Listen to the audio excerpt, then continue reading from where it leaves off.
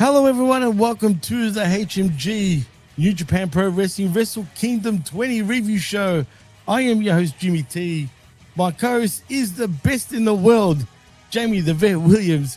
And of course, we got the HMG's own doctor, Dr. Michael Jargo, in the house. Fellas, welcome to the Wrestle Kingdom review show. And Vet, I'll start off with you. Were you pumped to watch something different for once, other than the same old crap that we usually always talk about? No, but this is the first New Japan I've watched since the last Wrestle Kingdom. Right. You know, I've completely gone all year without watching or caring. And it's not everybody's fault. It's just a confluence of things, such as, we'll get to you in a second. It's just the problem of having to watch so much wrestling, all the time, and other things that come up in life that just take away some extra time. So it was one of those things where I had to look at like, well, what am I going to cut? But the prospect of doing a show is something that's motivating. So I was happy to get together with you guys, and if I had to watch 5 hours of bullshit or whatever to make that happen so I can confidently speak on it, then that's a small sacrifice that I'm very willing to make, because I don't get to see this guy very often, Jimmy. That's true. Neither do I, man. And I'm glad he's here, actually. Jargo, welcome back, man. It's been a while, but man, it's always a pleasure having you on. Well, it's good to be here, man. And I'm kind of in the same camp as the Vet. Like I have been the biggest advocate for New Japan Pro Wrestling that I know in recent history, but very, very checked out. And so it was nice to jump back in a little bit here and see how much nothing has really changed. Like, we still badly need to make new stars. We're still badly relying on that older generation. I mean, no better testament to that than you have Okada and Tanahashi in the main event rather than the IWGP World Heavyweight Championship, which it no longer exists. Good on New Japan. They actually got one right, but we'll get into that a little bit later. So I'm looking forward to this. Always great to sit down with you two gentlemen and talk about some wrestling that doesn't suck quite as bad as American pro wrestling does right now. Like, I'm just super checked out. I was, Jimmy. I was excited to sit down and watch something that was not American professional wrestling because, I mean, I've watched some lucha, with the whole AAA thing. People have been ranting and raving about how great CMLL is. I don't know. I'm kind of with the Vet. Like, pro wrestling is just not in a good place right now. It isn't. No matter what. Sorry, Jimmy. No matter what, you could take the, like Jargo said, it's the talent, because that New Japan knows how to put on a show as far as the production and everything. So from top to bottom, you're seeing the same show that you've always seen, and the things that you've come to know and love from the presentation, or come to hate. Some of the same problems that they have are still there too, but that's just the way they do things. Nobody's perfect, but it's the plug. If you plug in the older talent, not older now, but as in going backwards and looking at these shows when they had a different roster of people, and a lot of these guys that are main eventing were in black trunks, it was much more enjoyable because the people were better. And it's nobody's real fault. If this is who's applying to the dojo and this is who we're getting, there's only so much lemonade that can be made with these guys. So some are okay, some are never going to be it, and I think we're going to talk about those as we go on. But one thing that we can all agree is that, like, just turning on the New Japan show, it's like very comforting to see, like, yes, these camera angles, these dissolves and transitions, and everything that that they do well and better than most. At least that's still on full display, so you can at least enjoy the show, right, Triple H? Well, and I think there's one thing that you hit on there that's really, really important, Vet, and it's something that AEW talked about at the very, very beginning of AEW, that they wanted a more sports-like presentation. And yet you watch AEW and you're like, nope, this is the same crap that I see on Monday nights and on Friday nights, right? I mean, just the way that they present professional wrestling. If you want a more sports-like presentation, watch New Japan. They present professional wrestling like a sport, where rather than the talent playing to the cameras are following the talent. It's shot like a sporting event. And if you want a sports-like presentation, this is how you do it. And it's simply that. Rather than the cameras reacting to the talent, just do what you do. The cameras are just there to capture it. That's all that they are there for. Just like in a football game. Yeah, the cameras are set up in specific places, but they're reacting to you. They're following you, not the other way around. To me, that's the single biggest difference in the presentation between Japanese pro wrestling and American pro wrestling, and why it feels so different to me. Can you imagine an NFL receiver not making a catch because it wasn't on the hard cam side? Right? Right? I know, how dumb is that? Sorry, coach, I couldn't get that ball, man. Well, and it's the same thing with commercial breaks. And I've never understood why people can't wrap their heads around this. When I'm watching a football game, you know what they don't do in the middle of a drive? Go to commercial. Like, go to commercial between matches. Like, this should not be that hard. You don't interrupt the action on the field to go to commercial break. And I mean, I realize it's pay-per-view, but every New Japan show is that way, where it's just the action and cut out all the crap. It's true. Facts. And you know what? Like you guys said, for me, it was a breath of fresh air actually watching New Japan. And I kind of missed it actually now that I did watch it. But like you guys, I haven't watched it since the last Wrestle Kingdom. And before that, it was probably the Wrestle Kingdom before that. So I've been very. So here's the real question. Are either one of you going to keep watching going forward? Or are you going to wait until next Wrestle Kingdom? Was there anything on this show that says, nope, I've got to watch New Beginning in Osaka? That's Absolutely a good not. question. Yeah. And Absolutely that's not. the problem. But I mean, do you feel the same? Okay, go Vet. But I don't know. Maybe I will. Maybe I will just give it a little bit of a look. Just here and there for reasons. But I'll like I said, we can get into that as Jimmy runs down the card. It'll probably trigger things on my memory because I didn't make any notes or anything. So No, you're right. Yeah, and I'm sure things will get triggered. But before we do that, do you feel the same way though? Yeah. But do you feel the same way, Jargo? I mean, I feel like the answer to that question speaks to this simple statement. How many of us got out of bed and watched New Year's Dash this morning? Yeah. There you go. Well, in fairness, you know, and I'm glad I did. My schedule, it means that New Year's Dash was on kind of in the middle of my day, so it wouldn't have mattered. But I looked at it and I was like, I ain't watching this shit. So I watched the main event. And again, we'll get into that. The event was great. I enjoyed the hell out of that. Yeah, we'll get in. We'll talk about that later, if nothing else. Depending on how much of New Year's Dash we talk about, but yeah, it was just looking at the card. I'm like, well, most of this is just last night shuffled around as it usually is. I can't, I'm not gonna knock them for that because they've always done that. But yeah.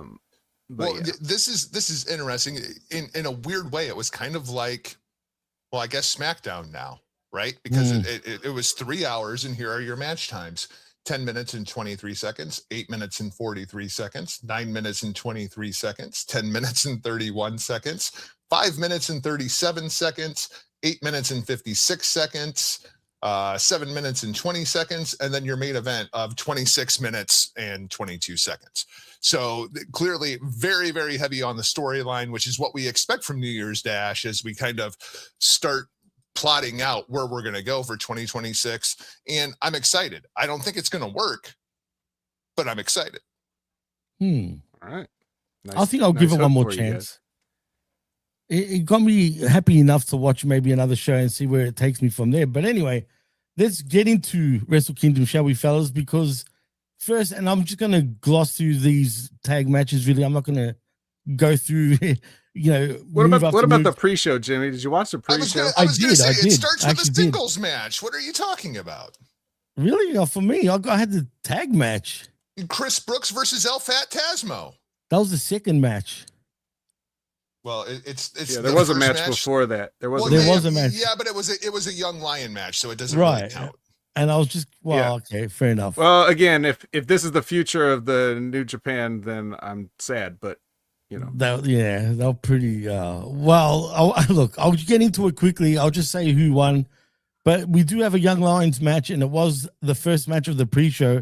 It is between Katsuya Murashima and Masatora Yasura, defeating Shomo Kato and Tatsuya Matsumoto via squat, jumping, Boston Crab, which I actually didn't mind. I'm not gonna lie. It actually looked pretty vicious, really. It did. I mean, when you think about the anatomy, and just the way he was just rocking on it, that was actually not bad, pretty cool. But other than that, this match really sucked, and it nearly put me to sleep. Vet, did you nearly fall asleep watching this match?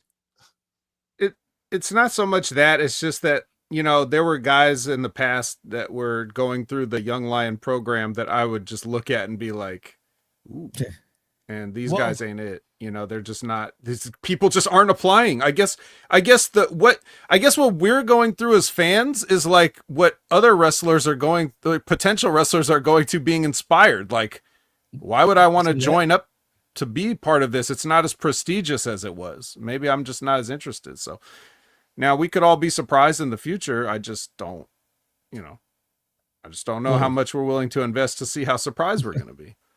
Well, hopefully, who knows? Maybe they'll prove us wrong, but you never know. But to me, yeah, I mean, the guy that won, the dude that had I think it's a birthmark on his arm. I don't know if you guys noticed that, right? I'm surprised they went with this guy. They seem to like him. That guy's been a Young Lion forever. How long has he been there? It's time. Well, there was talk on commentary about at least a couple of them leaving for excursion.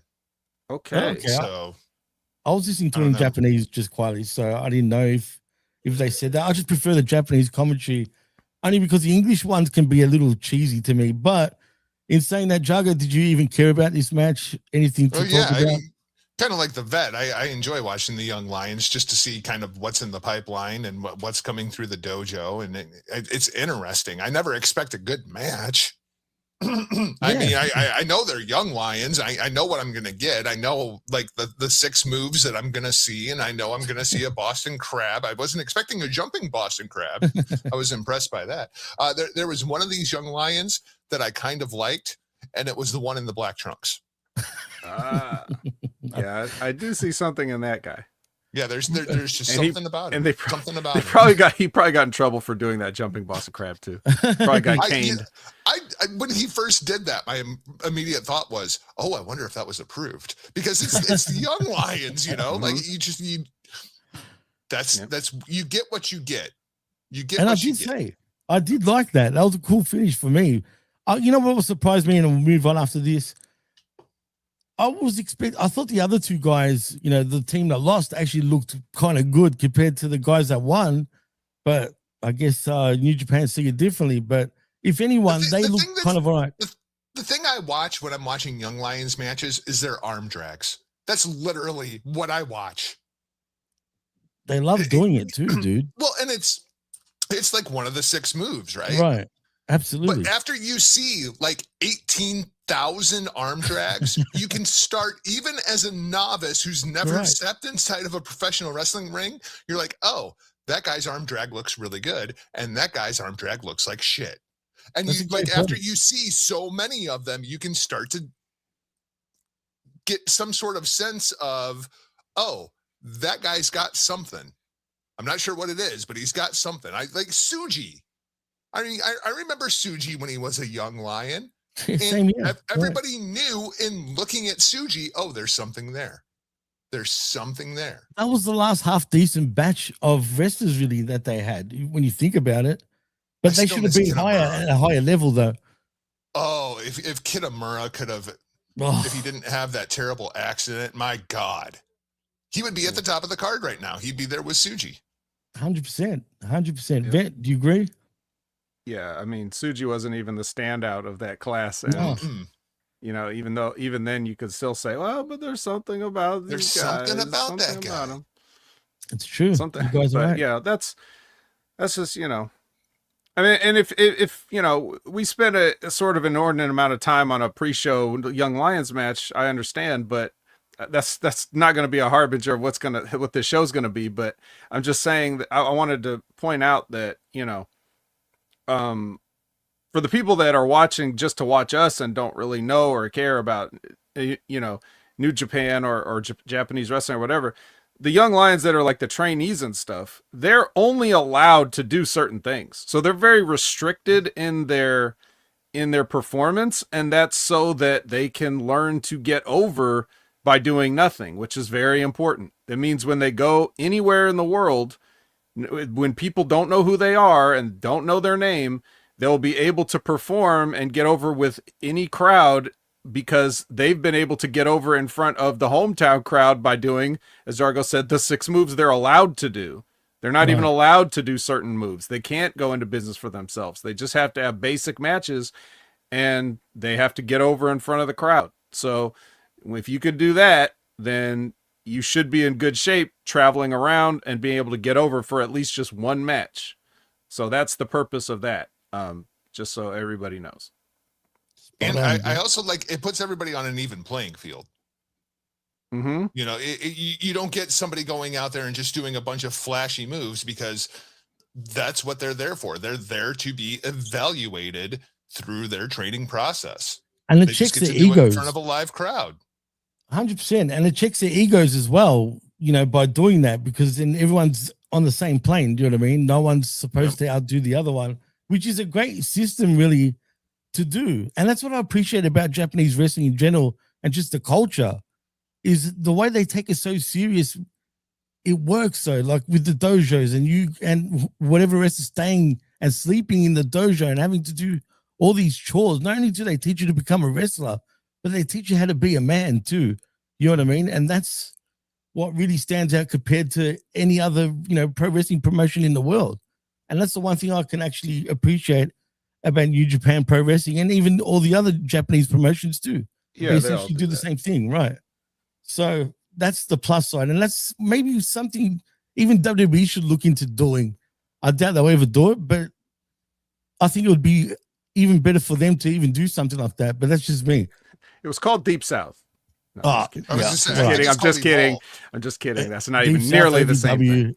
Yeah, no, it's not, right. But then again, you did stay, when you were in OVW, you were living in Kentucky. So, I mean, in a way, it's the same I stayed thing. there. And in many ways, it's like we also weren't allowed to do certain things. Really? So we still had to learn with the basics. And that's when we learned that the moves themselves don't matter. You can make whatever thing you're doing matter because of who you are. Anyways, what's the next match, Jimmy?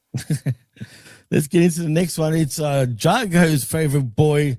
I know apparently he's real fat, but you know what? I appreciate him, and I'll say why. It is El Phantasmo against Chris Brooks, and it is for the New Japan World Television Championship. And thank God El Phantasmo does win. Brooks I've seen around, you know, here and there. It just looks so dumb when he comes out, like he's all serious, and then you got a bunch of clowns with him, pretty much. That guy's the shits. I don't know how he got a match on this stage. He's one of the worst wrestlers I've ever seen.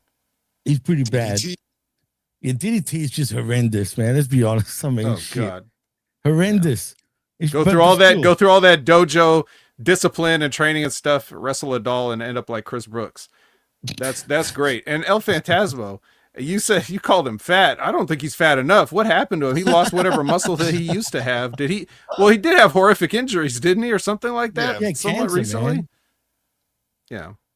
He actually survived I called him El Fat Tasmo, and it's not that he's fat. It's that we went through this entire thing with El Phantasmo wanting to become a heavyweight, so he put on a bunch of weight that is not correct for his frame. Like, what is the shame in just being a really, really good junior heavyweight, especially when you move to heavyweight and wrestle like you're a junior heavyweight?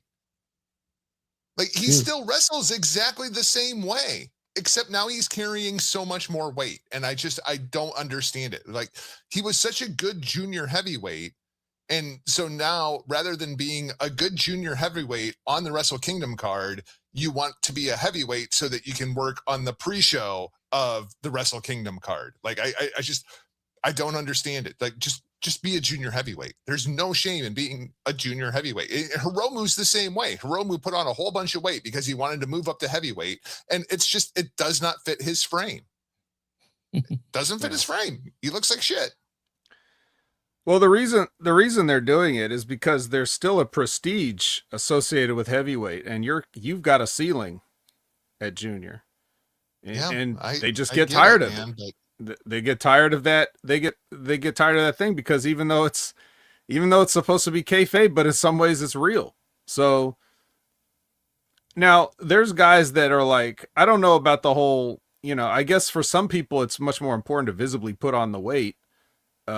Because there's other guys that I swear just said they were heavyweight one day and didn't change a thing. But Shingo Takagi. Yeah. Right. Yeah. So even before, remember when they tried to tell us Shingo was a junior heavyweight? Like, come on. Right. Yeah. But it's like 260 pounds. Come on. Right. But if we were all using people's shoot weight, they'd still all be in junior heavyweight. So it doesn't matter. Like the whole idea of, I appreciate the separation of the weight classes, but it does mean limited opportunities for them. But wouldn't you do feel like a second-class citizen doing that. Wouldn't you rather be a junior heavyweight third from the top on Wrestle Kingdom rather than a heavyweight in the second pre-show match? Well, I mean, that's not what you, obviously that's not what you that's not what your ambition is when you do that. The hope is that the company will see you for what you're worth and put you in the place that you belong. I mean, in this card particular, it's El Phantasmo. In this card in particular, there was no place for anybody. No. Yeah. So no, really that's it's the shows on the rest of the year that you're trying to get. Ain't nobody going to get a spot on Tanahashi's retirement night. No. So that's, but you should have something a little better than fucking Chris Brooks. That guy's going to hurt you. Anyways.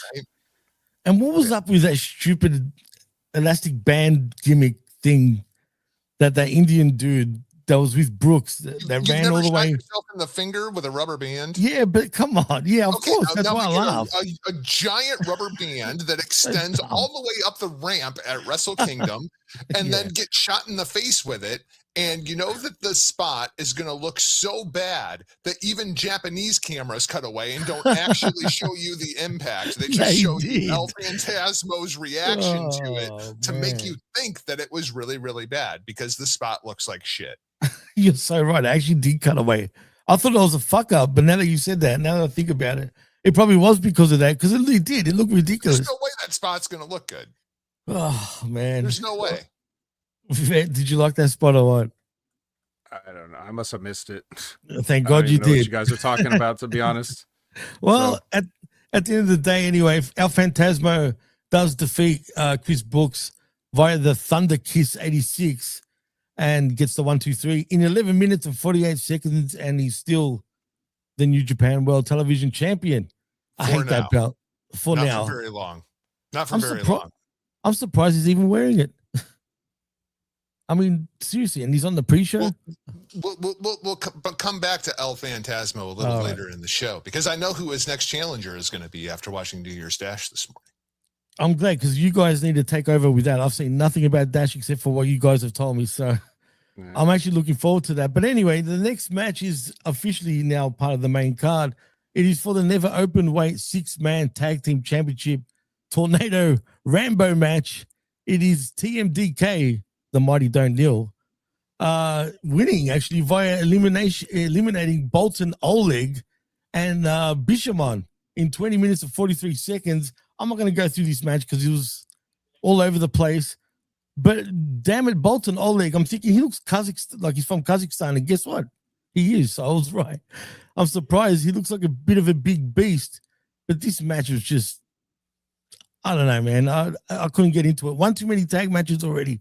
And I'll start with you, Jargo. There was 28 dudes in this match. 28 dudes. I mean, it was essentially a Royal Rumble. For anybody who doesn't know what a Rambo is, it's the New Japan version of a Royal Rumble. So if you had a 6-man tag Royal Rumble, where if anybody submits, gets pinned, or thrown over the top rope, you and your entire team are eliminated. That's essentially what was going on here. And so 28 guys, the match goes 20 minutes. So you can imagine, like, 28 isn't divisible by 3. How did we get 28? Should be 27. Well, okay. Oh, maybe this is horrendous. I don't know. I just counted quick, Vet. Well, there could have been an extra guy. Nobody would have known, because the whole point of this thing is nobody would have cared. You can't follow it. This is the stupidest idea ever, but they only did it so that everybody could say they were on Tanahashi's retirement show. But it's still the stupidest idea ever. How can you have a Royal Rumble for trios? 3 people come in every entrance. That's ridiculous. And you have, so just, it was because you all can't be in the ring. So what you ended up having was guys laying outside the ring for inordinate amounts of time based on nothing. They hadn't had anything devastating done to them to lay out there for 20 minutes, but they had to while, so like people just kept coming down and guys are in the middle of the ring trying to do spots, and there'll be somebody else coming out with an entrance with music. So you don't know who not to care about. Should I not care about the people coming out that I've never seen in my life? Or should I not care about these guys trying to do forearms in the middle of the ring?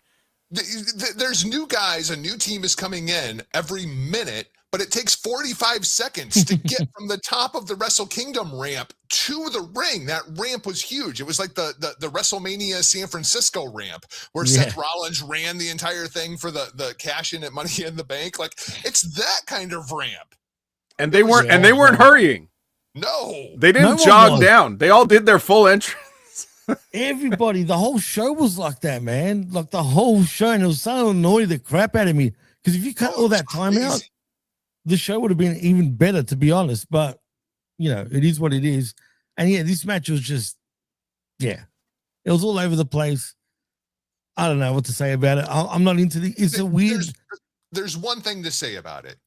TMDK is going to be one of the factions that gets a lot of influence and spotlight put on them through 2026. Well, that was established here. Well, they were doing that even last year. I mean, correct me if I'm wrong. So, well, they're big on TMDK. TMDK is kind of like their new Bullet Club. It's kind of the new Gaijin faction. So, I mean, it's just TMDK is a large reason why I was able to stay away for a year. And you hate to break it to you boys. I'm sure you guys know this, but that's an Australian actual stable that started in Australia with Nichols and what was his partner's name again? They were in WWE as well. The Haste. Okay. That's the one. Yeah. Haste. Them two started it in the Australian indie scene. And another fun fact, Bronson Reed used to be actually part of the stable as well back in the day.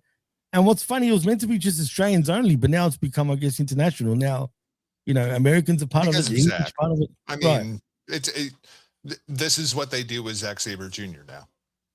Who's the leader? So has it become like, is there still any Australian connection to it these days? Robbie Eagles, maybe? Is he part of it? Isn't Robbie Eagles part of TMDK?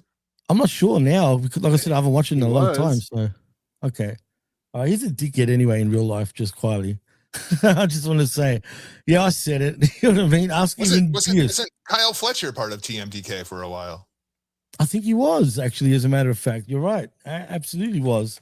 For a short while. Not for too long, but generally, look at Vet shaking his head. But he was, But anyway, let's move on from that match, though, because next, we get... Actually, this match actually impressed me. I'm not going to lie.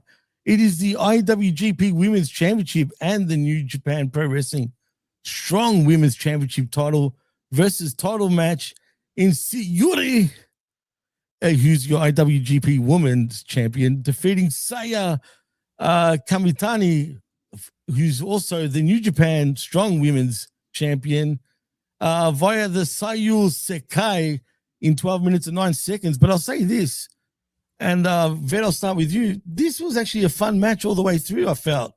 I think these two women are good, but I think I'm going to say the right chick won the match, in my opinion, and I think she has the future. But the other one kind of remind me of a goth sort of Julia, just her look, if you know what I mean. Well, I have a couple things to say here. Number one, pretty sure that Shiori is just Kota Ibushi in a wig. I'm pretty sure that's real. And he was doing a great job selling later on in the night when he came down. Because he had this banger of a match here and probably re-broke his leg in it.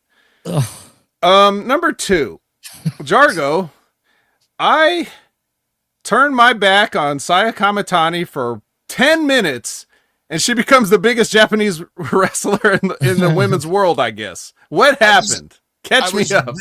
I was really intrigued to see this match because I was in the same boat. I kept hearing everybody talk about Saya Kamitani, and what a great year Saya Kamitani has had in 2025. And I was like, oh, well, I can't wait to see her at Wrestle Kingdom. Maybe she's not the shits anymore.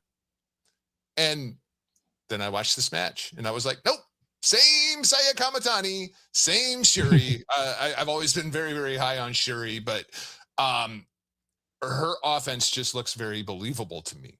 Like when I watch Shuri beat some woman up, I believe that Shuri is beating some woman up. There's nothing that Saya Kamitani does that makes me feel that way. Like she is all sizzle, no steak. But wow, what a sizzle. What a sizzle. Yeah, I mean, I just remember she always stood out to me before as that's the skinny girl with the tassels. And she still is, but they're all black now. She's evil. Yes. Right. Yes. So Saya Kamitani was in Queen's Quest, and she was the heir apparent to Momo Watanabe. And in case you haven't heard lately, fuck Momo. Momo sucks. So thank you, B. Priestley, for that quote. Fuck Momo. Momo sucks. That was great. I never saw it in Saya Kamitani. And it was very, very clear when I was doing Destino, the people that run Stardom were very, very high on Saya Kamitani. Never understood why. She's great to look at, but eventually that bell rings. Like she presents like a star now. Like I'll give her that. So she left Queen's Quest. She's got her own group now. It's called Hate. And they're the mean girls, right? So of course she dresses in all black, like fully gothed out. But Dark Phoenix. Yeah, right. The Phoenix Queen. I'm going to do that now, fellas. You know that, right? Yeah. I think the problem is you're only as good as your opponent, right? And so this was the match because I know how freaking good Shuri is. So I'm like, okay, show me something. Nope. Yeah, I mean, how old is she, by the way? She looks young. Saya Kamitani, I would guess probably mid-20s at this point. Okay, that's about right. I was thinking maybe 22. She looks around there, but I'm surprised Shuri hasn't left. I'm surprised Shuri hasn't either come stateside or went over to Marigold because she's really good. She's great, man. She impressed the hell out of me, to be honest. The problem is she just doesn't look like a star.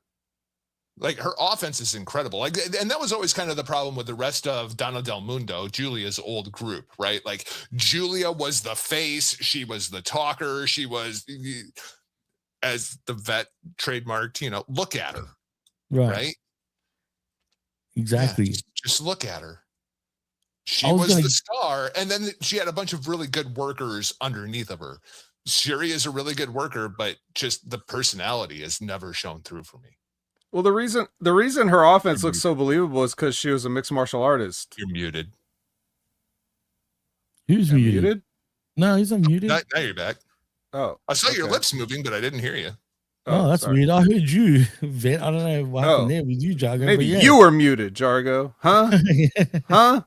But anyways, the reason it looks good is probably because it is. She's probably just beating you up. And you're absolutely right that she doesn't have star potential because she, just she's too much steak.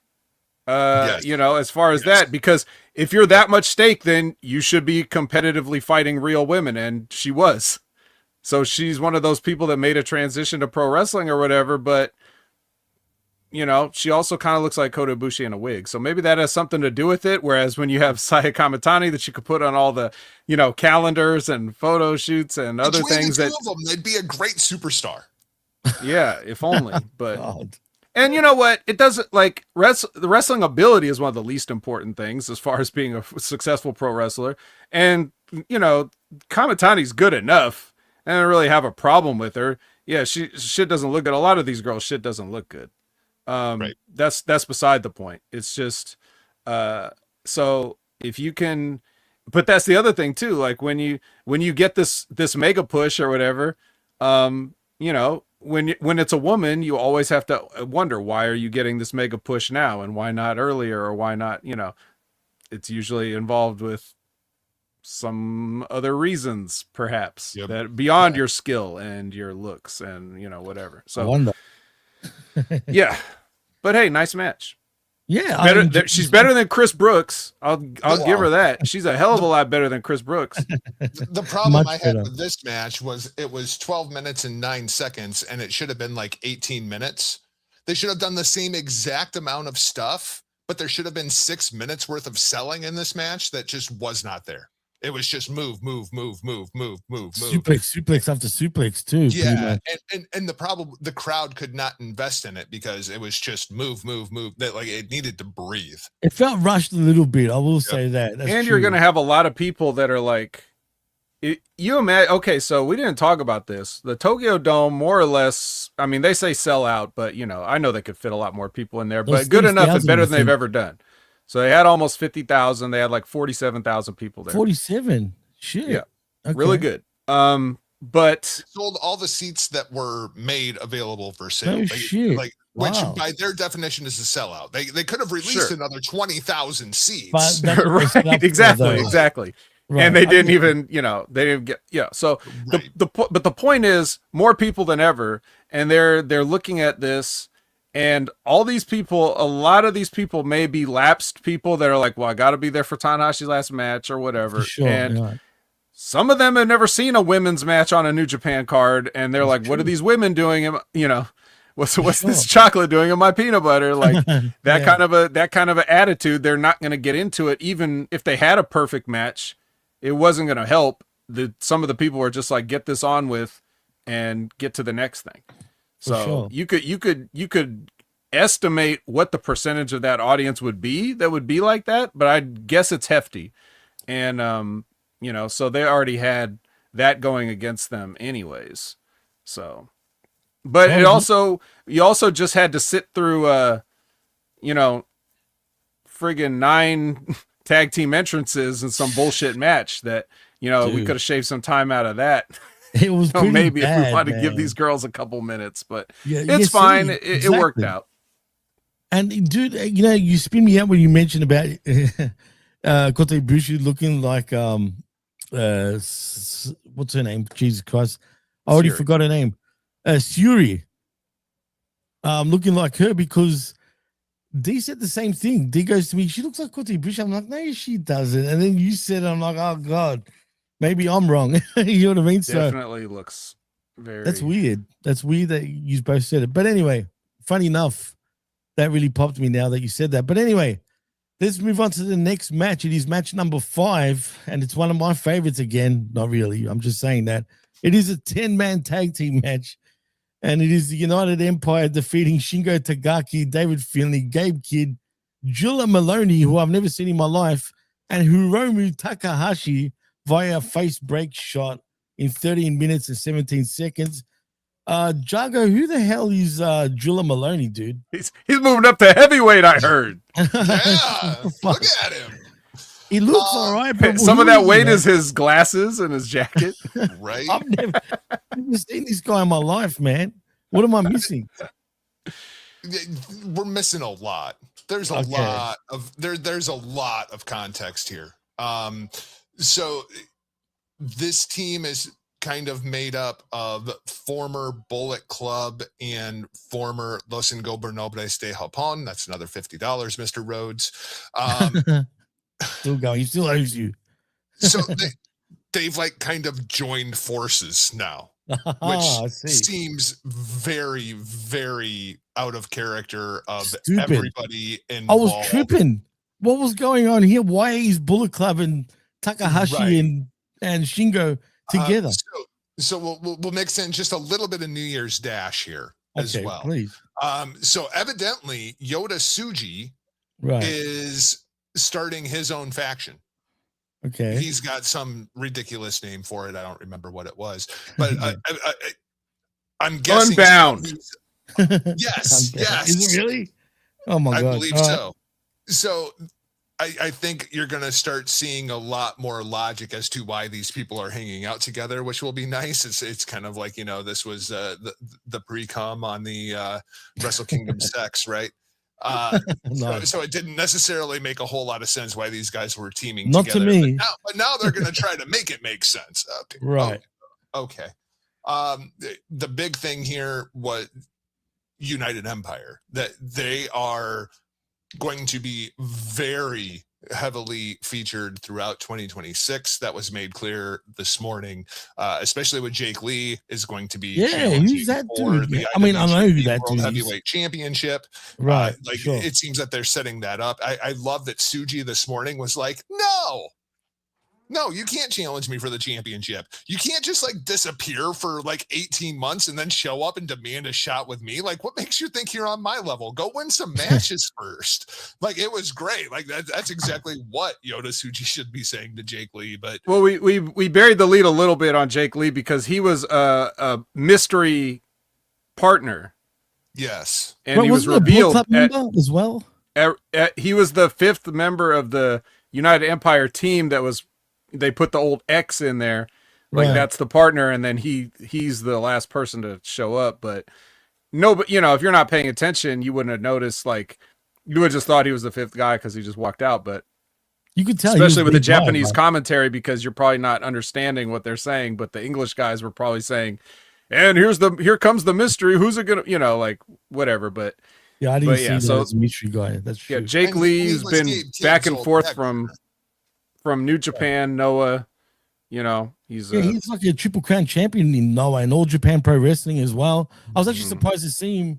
I knew he was a Bullet Club member too for a while, and didn't they call him the Smooth Bastard or some shit like that? That was his nickname. The something bastard. Yeah, it was something bastard. That's how I remember it. And then when I realized that it was him, I'm like, fuck, he's changed a little bit. He doesn't look as. I know they're putting him to be like the guy clearly after the way they booked him. But he had a better look previously to me, in my opinion, than what he does now. But that's just me. Maybe I'm just tripping. It seems like he and Orange Cassidy were hanging out because it seems like his new personality is kind of that like nonchalant, right, which is very different than the Jake Lee that I remember from Bullet Club. So I'm interested to see where it goes. But evidently, Colum Newman is actually the leader of the United Empire, which I did not get at all. The dude with the sword? No, this guy's a fat guy. He's a fat. He really took putting weight on to go to heavyweight to heart because he's floppy fat now. Funny. So this morning we did get more development with Jake Lee and Yota Tsuji. We also got the return of Will Ospreay to New Japan Pro Wrestling, and evidently he is agreeing to be a subservient to Colum Newman upon his return to New Japan and just a backup member of the United Empire. No power struggle here, although he only shook hands with guys that were formerly in the United Empire while he was there, like, the Great O'Khan. Like, he was happy to see Great O'Khan. Didn't even really speak to Jake Lee. Wouldn't the guy that's challenging for the championship be kind of the de facto leader of the faction, you would think? Weird times. So he brings himself in as the leader from the inside out? Well, I mean, when I look at that group, it sure looks like it should be Jake Lee's group, not Colum Newman's. I mean, I if anything, I thought Great O'Khan was kind of the de facto member that was going to be unseated, but no, evidently it's Colin Newman. No, this is the problem right here. Well, first of all, United Empire has always sucked. Let's get that. Let's not, for anybody that's joining us that doesn't know these people we're talking about and just wants to hang out, just don't get in the impression that by what Jargo is saying that United Empire was ever cool or good. Is corny as fuck from the start. None of these people make sense. They don't go together. And adding guys like fucking Callum Newman is exactly why I don't watch New Japan anymore. I don't care to see a bunch of flavorless, flabby, pale white guys in a company called New Japan Pro Wrestling. I see enough of that trash, indie trash here in the States. I don't need it in New Japan. And the idea that he's the leader of, which I didn't even understand because I wasn't paying attention to anything anybody was saying. So if they said that, I didn't hear it. But if he's the leader of United Empire at this point, when he was just some guy they brought in so that they could pad out some junior heavyweight, ranks back when he originally came in, if he's the leader, that's emblematic of the reasons why people are struggling to stay invested in this company, because of all the guys you would choose, like Jargo said, that makes the least amount of sense. This guy has no personality. He has no look. He has no nothing. The biggest thing that anybody could say about him that they're trying hard to really get over, as if anyone cares, that he runs really fast. Like, look how fast he runs. Look how hard he hits the ropes. Well, I don't care. I feel like United Empire, number one, Big Ray likes tossed salad is what he was saying there. Number two, I feel like United Empire is a bit of a cautionary tale for whatever Tsuji is about to do. United Empire was put together just so Ospreay could have his own group and prove that he could be the leader of a faction. And now they're going to do that to Tsuji. So hopefully this new group makes more sense than what the United Empire ever did, because I'm with you. It never made any logical sense to me. This is all horrible. The entire grouping. Everything about this is horrible. Let's talk about the match for a sec. Oh, well, not the match so much. We're still not on the match. How funny was it? Look, I hate David Finlay, right? Like, not as a person, just that fucking gun, by the way. Yeah, that's exactly what I want to talk about. So, if you need to see David Finlay in a nutshell, right? He comes out with this toy Gatling gun thing. He's carrying this fucking thing. I don't even know what it is at first. Okay. It's the dorkiest looking plastic ass toy that you've ever seen of this like some kind of a weird Gatling gun thing, right? That the Terminator would carry or something in the future, right? Horrendous. And he gets in the ring, during the end, the introductions and stuff, and he gets up on the thing and he like points it at like sort of at the crowd and does like a machine gun thing, and the barrel is like spinning, but it's spinning so slowly, like you'd be getting like 2 bullets per minute the way this thing is spinning, and they're playing gun sound effects while he's doing this, and then he just puts it down and it's never to be seen again. Like this thing that he made that, like, he or somebody did this for him, commissioned this thing specifically for this Wrestle Kingdom entrance. It will never be used again. No one will ever want it. If it was memorabilia, fans would be paying people not to have it. and that's David Finlay in a nutshell. Like, nothing this guy does is cool. Like, nothing about him is cool. Everything about him sucks. He's a complete disappointment to his family. The only thing that sucks worse than him is his brother's physique. That's it. I kept hearing like David Finlay may be interested in going stateside. I'm just like, that's what I heard. That's what I heard too. I was reading him. I don't get it. So I was surprised to see him because I was just reading, I think yesterday. Nepotiz is the only reason anybody would ever.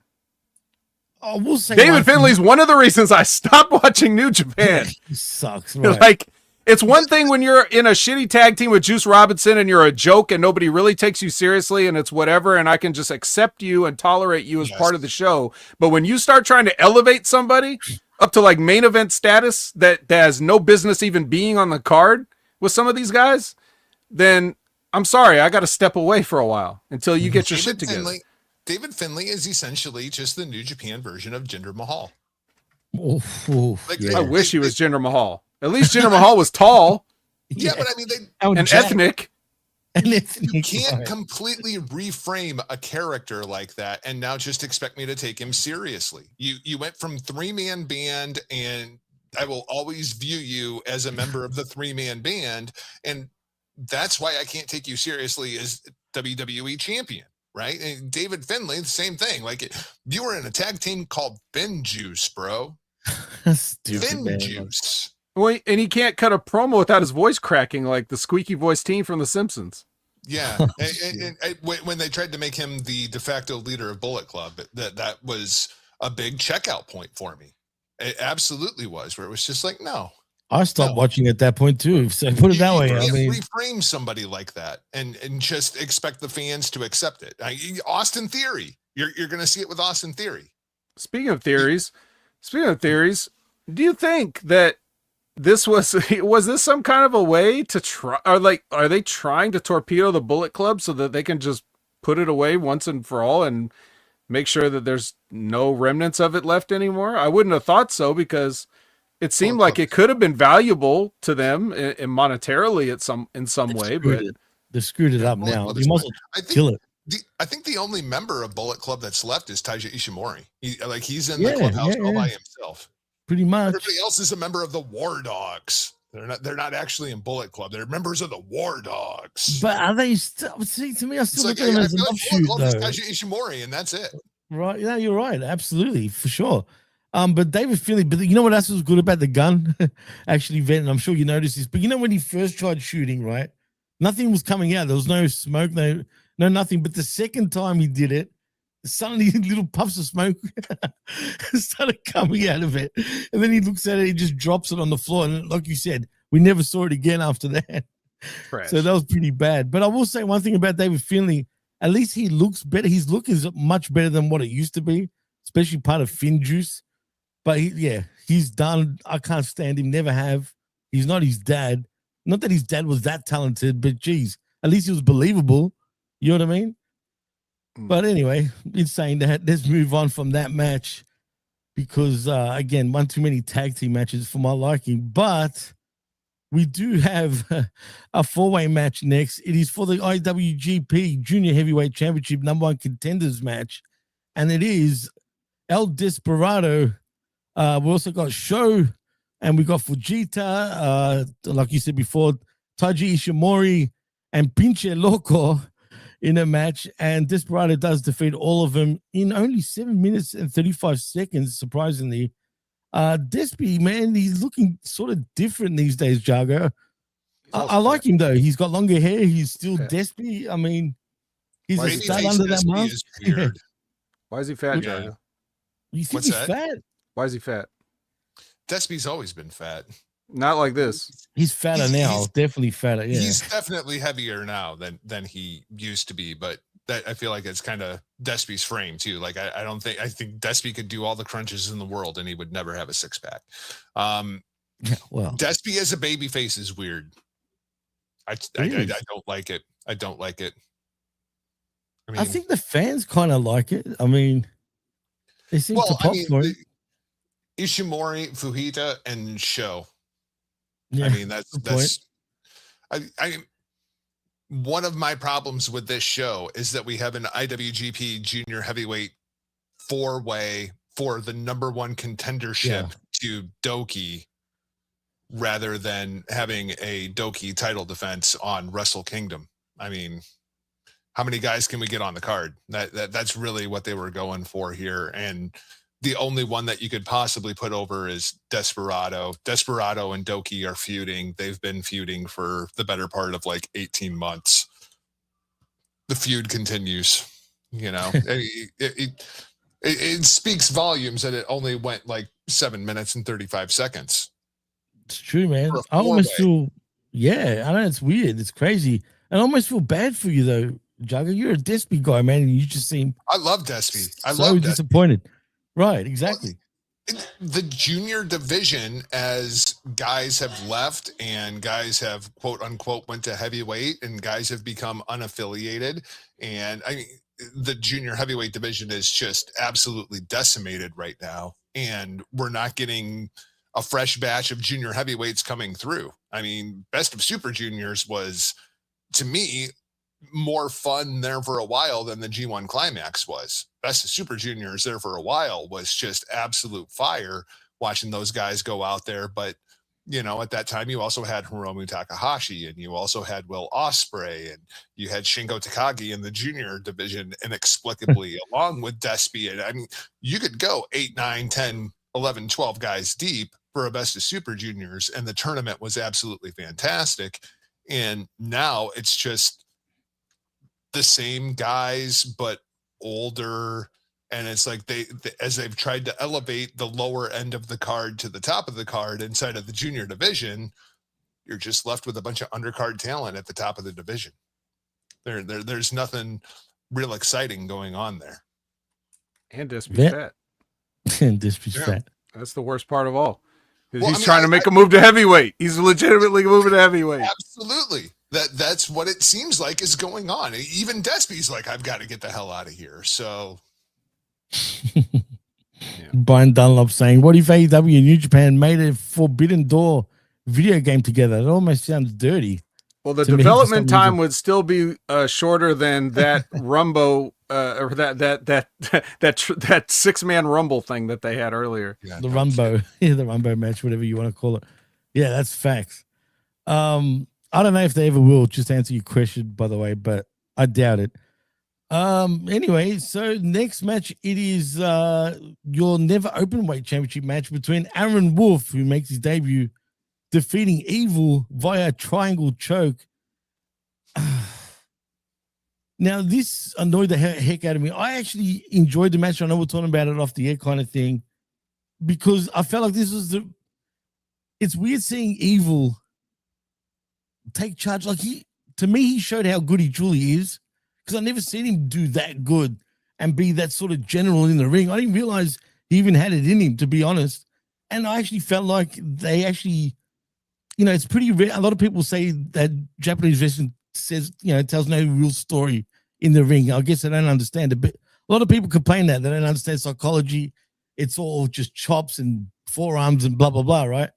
But this match told the story in the ring, in my opinion, and it did have psychology in it. The only thing that disappointed me was that Evil was it was one way. It was all Evil. And I hate these type of matches. And then Aaron Wolf ends up getting the win. And he copped an absolute belting in this match, in my opinion. It was almost like welcome to the big time, kid, type of welcome for him. But yeah, it disappointed me a little bit. But Vet, what do you think of Brian Wolf? I mean, he's a gold medalist. Wolf. Who's that? I mean, Brian Wolf. What was his first weekend? That's it. That's the one. I got confused there. But anyway, Wolf. Aaron Phillip Wolf is his full name, by the way. And he's half American, half Japanese, by the way. American father, Japanese mother, but does represent Japan. Yeah. He looks so out of shape, though, dude. Well, yeah. It's important to be. Look, I can't call the guy fat because I've been calling everybody else fat. This guy's too obviously like this is all he's ever been. So I can't say. The other guys I was talking about are people that have, you know, gotten out of shape in my view. But, you know, so this guy was, what is he, a judo gold medalist or something? Yeah. So he's right? Like that's the thing. He's over. It doesn't matter what he does. He came out and he was over. He was like one of the most over people of the night. Probably the most next to Tanahashi. Right, exactly. Yeah. Because they take, you know, Japan takes real pride in their athletes and stuff, especially that can do things on a world stage, you know, because there aren't that many of them that do. So whenever they got somebody, they get behind them. And so this guy was always going to be over no matter what happened. As far as everything you said about Evil, you're right. Evil's always been great. It's only just, you know, where they slot him and what they have him doing. He's, you know, I use this analogy on the Wreckage, but like I use it about Don Callis, but I'm like, you know, Gato keeps driving this dump truck full of lemons and backing it up and pouring it on Evil, and he's like trying to make his way out of it and make one glass of drinkable lemonade for everybody, but they just keep pouring lemons before he can finish it. So it's just, you know, it's a shame, but for this he was the right guy to do it. And as far as Aaron Wolf goes, like, yeah, he's obviously not brand new to this whole deal. Had some training. I've seen worse debut matches.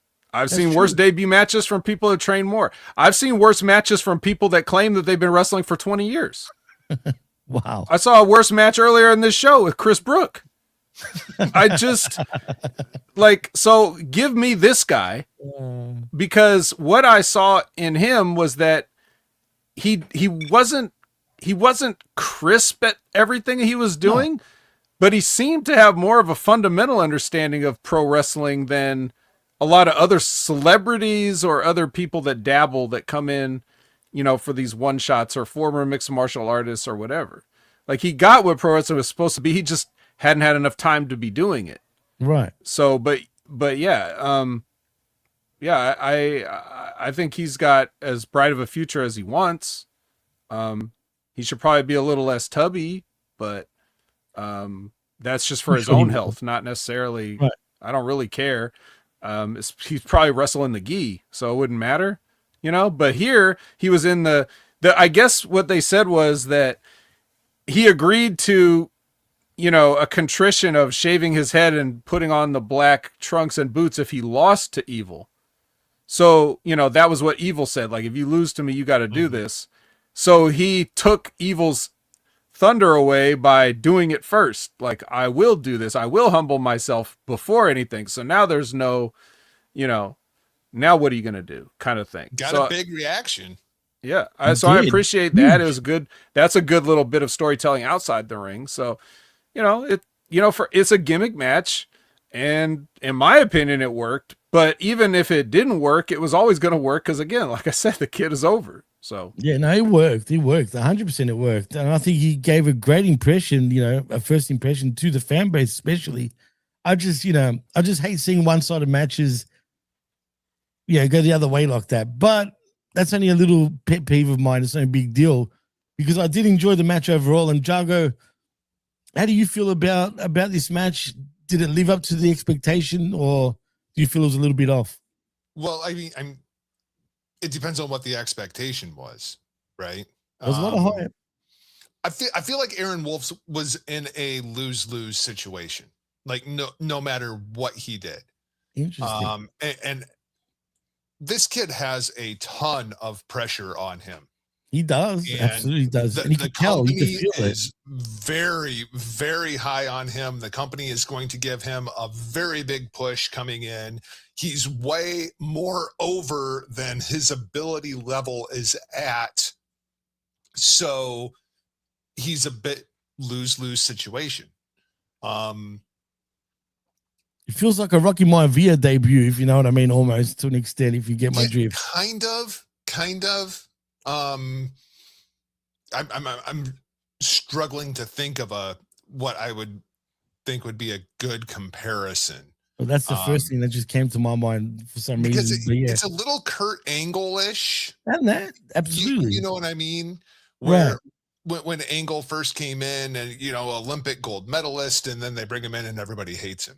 But that was because they had spent so much time developing that character. Right. Absolutely. They haven't even done that with Aaron Wolf.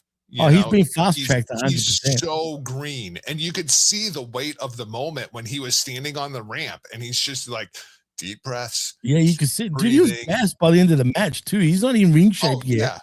Yeah. No. And the other problem is he very well may be in shape, but he's in shape for judo. He's trained his body for judo versus a cosmetic business like professional 100%. Wrestling is.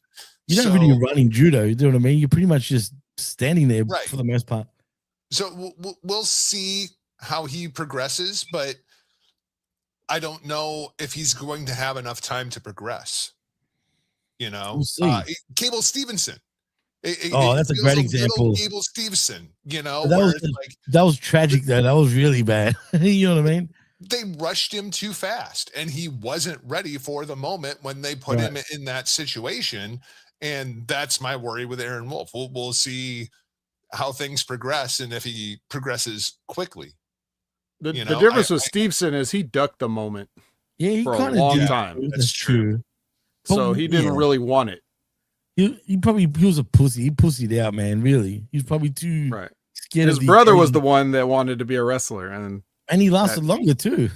Yeah, and maybe that whole thing was just to help get his brother a job, but it didn't work. It sure. I mean, not forever. Yeah, no. I don't know that this necessarily has a direct comparison. You just have to give him the benefit of the doubt and see how things shake out. But he's definitely going to be better and more entertaining to watch than, say, Bullet Club War Dogs. I hate that. This is such a corny name. And I know it's been said, but Evil was really good in this match. He was absolutely really great in this match. Like I said, I think I'd kind of forgotten how good Evil can be because of all the House of Torture bullshit. Right. But man, he was good in this match. Like, he carried that kid to a Wrestle Kingdom worthy match. Yep. Absolutely. And sometimes I forget just how good, like, Evil and Sonata, especially when they were in a tag team together, how good both of those guys can be. Loved them as a tag team. Yep. Absolutely, 100%. And speaking of, actually, I want to just, I know we're talking about it kind of off the air. I know you and I were, Jargo, but I'll ask you first, Vet. Does Bad Luck Fale need to freaking retire, bro? Seriously, he looks so like shit. I mean, he kind of is retired at this point, isn't he? Oh, well, yeah, I guess. Pretty much semi-retired and does the dojo thing. But him just being there looking like an ominous presence, whether he is or not, is irrelevant. But that's kind of the role that Fale's in. Let him get his payday, through the table. Did you just notice the table, by the way? Fale has earned every payday that he gets for just standing there doing nothing. Plus, he's done a lot for the company, too. He's recruited a lot of talent. People don't know that, but he really has. I mean that sincerely. Fale deserves every payday he gets for standing there doing nothing. Yeah, I agree with you. Did you guys notice the table when it smashed, by the way? What? Did it look like freaking cardboard for a second? Oh, their tables always look like that.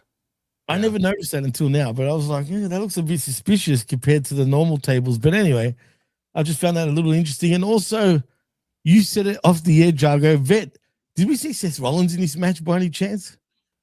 Did we see who? Seth Rollins. Seth Franklin Rollins? Yeah, do you get where I did not realize that in Japanese, you say Seth Rollins, Sanada. Yeah. That's how you say Seth Rollins in Japanese. I see. Yeah. I mean, yellow boots, see-through. Yeah, what is up with that guy? I was asking you that, Jargo, off the air. That's a great question. What is up with Sonata? Because this morning at New Year's Dash, Sonata shows up with his guitar and his little LED board, and it says, "Goodbye, New Japan. See you next time." What the fuck? Not see you next fucking time? Well, no. Yeah, I left. Who knows? Oh wait, this is the HMG. I don't have to censor myself, but yeah, see you next fucking time. But goodbye, New Japan. Sonata's leaving. Are we just replacing Seth Rollins in WWE with Japanese Seth Rollins? Like, where the hell did Sonata even go? I'm sorry. Yeah, you know what? Billy Ray Valentine, the great Sonata. Yeah, how'd that age, Billy Ray Valentine? The great Sonata. Look at this fucking guy. He looked like when he came out. He looked like fucking Dynamo from The Running Man. He looked like fucking Seth Rollins. No. That wasn't him with the light up suit thing. No, that was the first time. That's why I'm talking about. I'm talking about the first time when it was in the he was in the Rumble thing, right? Right. And what's weird? What is he called now? Something Snake, like Shifty Snake. I don't know. Look, Snake. But I'll just say this about Sonata, and then I guess we can move on. Right. Sonata's a bum. He's always been a bum. But the thing is, a bum used to be his gimmick. When he was in LIJ and he was like lazy, and he was like the third guy on the totem pole, if that, that fit him. And ever since they tried to ever make him anything, he got exposed badly. That match he had with Kota Ibushi was one of the worst matches ever that took place in New Japan. It was much worse than Aaron Wolf's match. And because he can't, wasn't as bad as Chris Brooks. That's true. Come on. Come on, it was a worse match. He's not worse than Chris Brooks. But El Phantasmo carried Chris Brooks to a better match overall, I think, is what we're trying to say. But yeah, Sonata's just a bum. There's just really nothing you could do with him. But he's another one of those guys that it's like, is there even a market for Sonata at this point? Probably not. Maybe. Well, yeah, because he's got a name, but that's it. Like, so, some other, maybe, I'm sure All Japan would love to have him. Noah's too good right now for him, even, I think. But definitely All Japan, 100%. If anywhere, and that's a big step down. Shout out Billy Ray Valentine. Great Sonata. Shout outs to BRB. Yeah, they thought at one point they thought they could turn him into like a classic babyface like Inoki or Fujinami or whatever. They just gave him the little trunks and the serious, everything, and just it just was never. He's not that guy. He's got no personality at all and never has, man. To be honest, he just never has. That was also his gimmick. Right. We didn't realize that was a shoot. Yeah, we thought it was a gimmick. All right. That's called, but it's weird, man. Anywho, we're off to our, I guess, should have been main event in some ways, but it's not. No, come on. The title, man. I know. Okay, Tanahashi should be the main event, but still, it's weird. It's weird, though, seeing the IWGP World Heavyweight Championship total versus total match. And by the way, that is also the IWGP Global Championship. It is Konosuke Takeshita against Yota Tsuji. And this match went for a good 30 minutes pretty much. And look, I'll say this. It started off kind of slow, but it did pick up towards the end. And it got pretty decent, in my opinion. I wouldn't say it was in the top 2 matches of the night. Definitely in the top 4, though. But nevertheless, to my surprise in some ways, but really maybe I shouldn't, Yota gets the win and becomes double champion. And I guess you got something to say about this, Jargo, because there's more to it, obviously. But are you happy that Yota became the champ? I'm happy that they finally put the title on Tsuji. Because I feel like it should have happened probably like 6 months ago or so. Tsuji, I've always been very, very high on Tsuji. I think Tsuji has a great look. He has great size. Like, he looks like a professional wrestler. He looks like the guy to carry New Japan forward.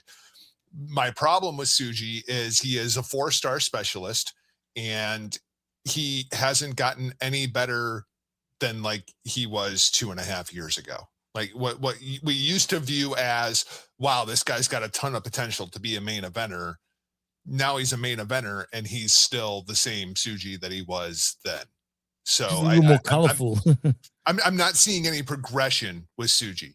So I mean, if you like Tsuji, you're happy. If you're not a Tsuji guy, sorry about your luck, I guess. But no, I like going with Tsuji. I like trying to give him a run on top and see if they can turn him into one of the new kind of cornerstones of the company.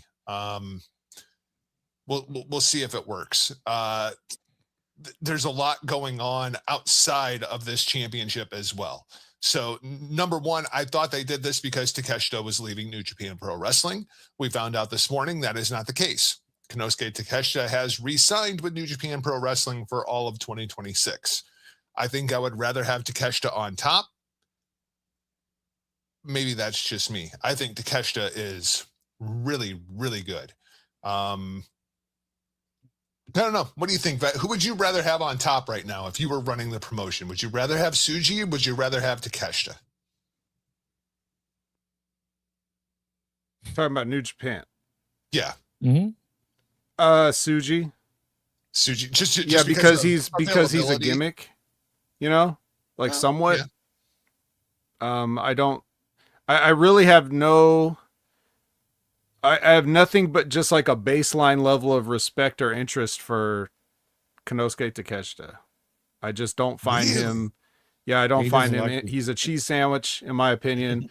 anybody with, I don't find that he does anything that anybody else can't do. So I don't, other than be tall. That's it.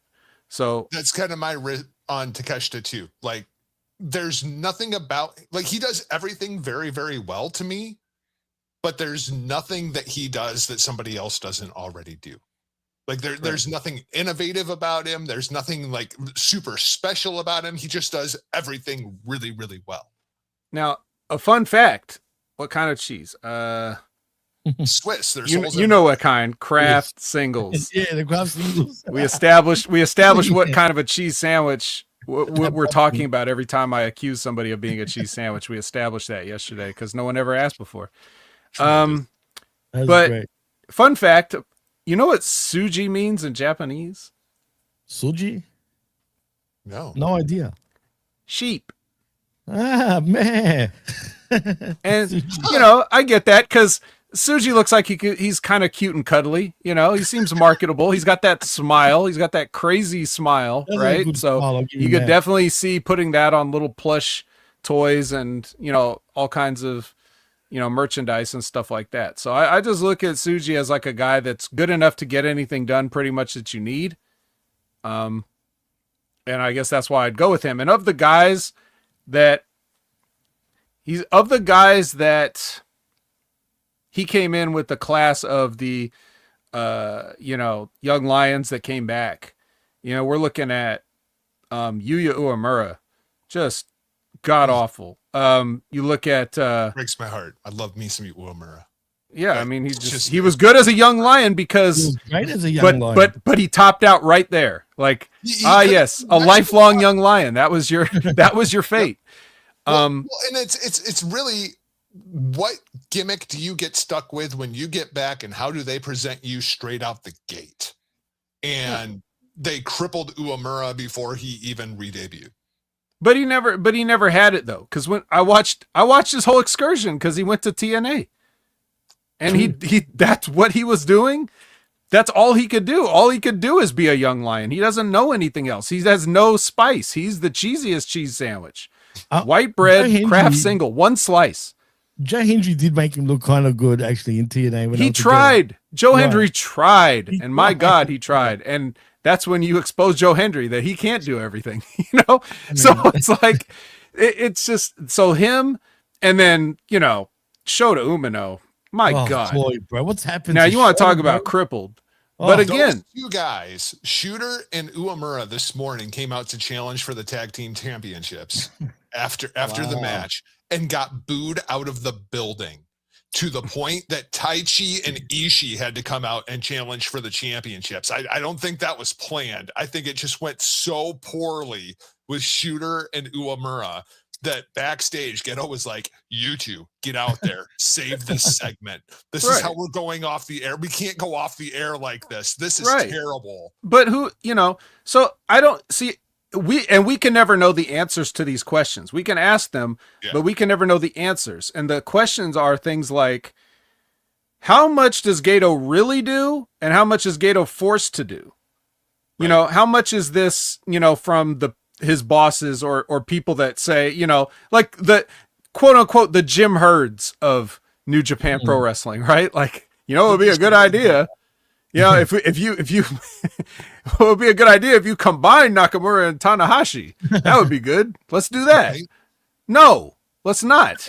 But then again, what do you do? I don't know the answer, but they're not the right guys. And, you know, you could just say that they never had it. You wouldn't have mattered what gimmick you slapped them with. You couldn't have, you know, covered it up for long.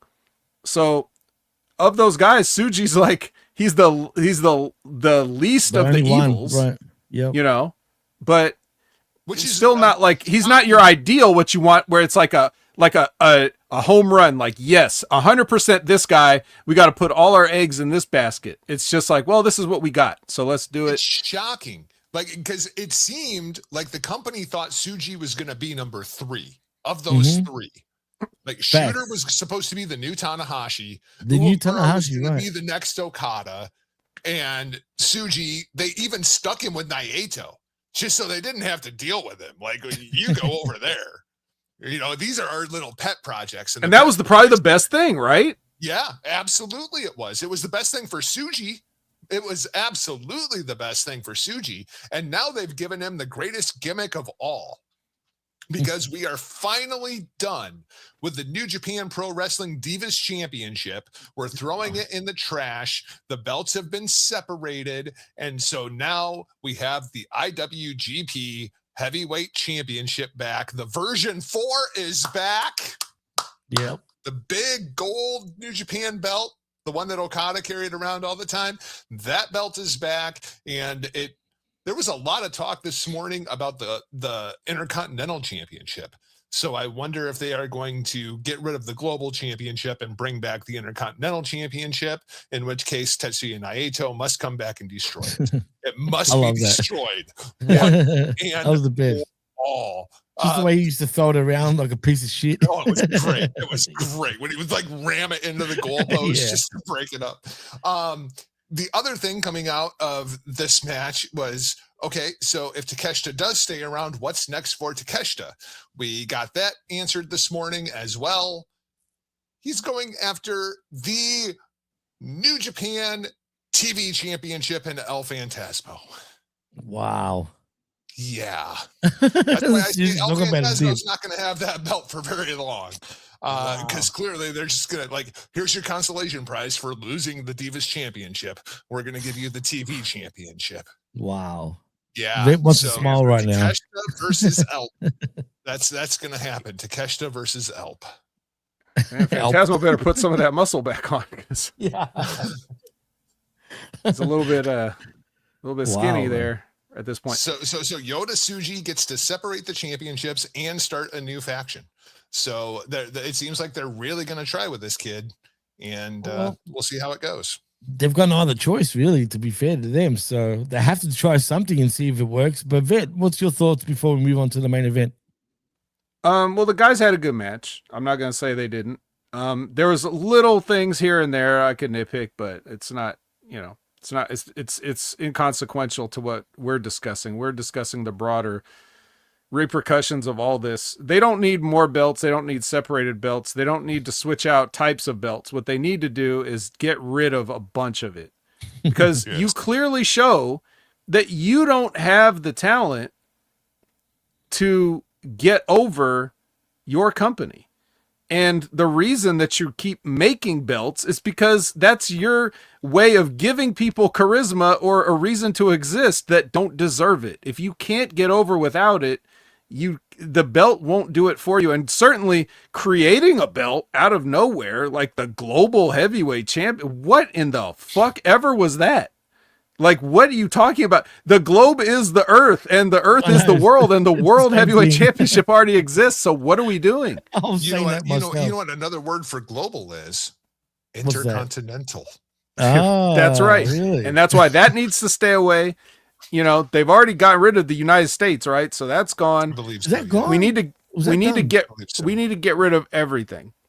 Okay. The television championship was something you could, the whole idea of that was that, like, anywhere that belt was defended, you could watch it for free, right? Whether it was Twitter or whatever, like, everybody was able to see that TV title get defended. So I like that gimmick, but you got to do it. You got to actually do it. You got to actually treat it like what you're doing. And with the internet the way it is now, there's no reason that you can't do that. There's no reason that you can't have your, you have a card, one of your little house shows out in the fucking rice paddy boondocks out there where there's, like, some high school gym where you got to wrestle in. And one of those, make sure you have a nice TV title defense so that you could put that on social media and get people interested. That's the whole idea. You got to put it on the guy. And I could see why Takeshita could be that guy, the way they're looking at it. He could be that guy to attract people, like, okay, this is what New Japan's about. He's representing them. Okay, I'll check it out. Maybe there's more guys like him. That's the whole idea of doing something like that. The fact is, they're just not doing that. So do your own idea that you came up with correctly, and then maybe that will fix some problems. But for the rest of the titles, they all need to go. Pretty much. You just got to, I wouldn't even have a secondary belt at this point. That TV title would kind of be that, I would think. We don't need no never open weight anythings. We don't need any of that stuff.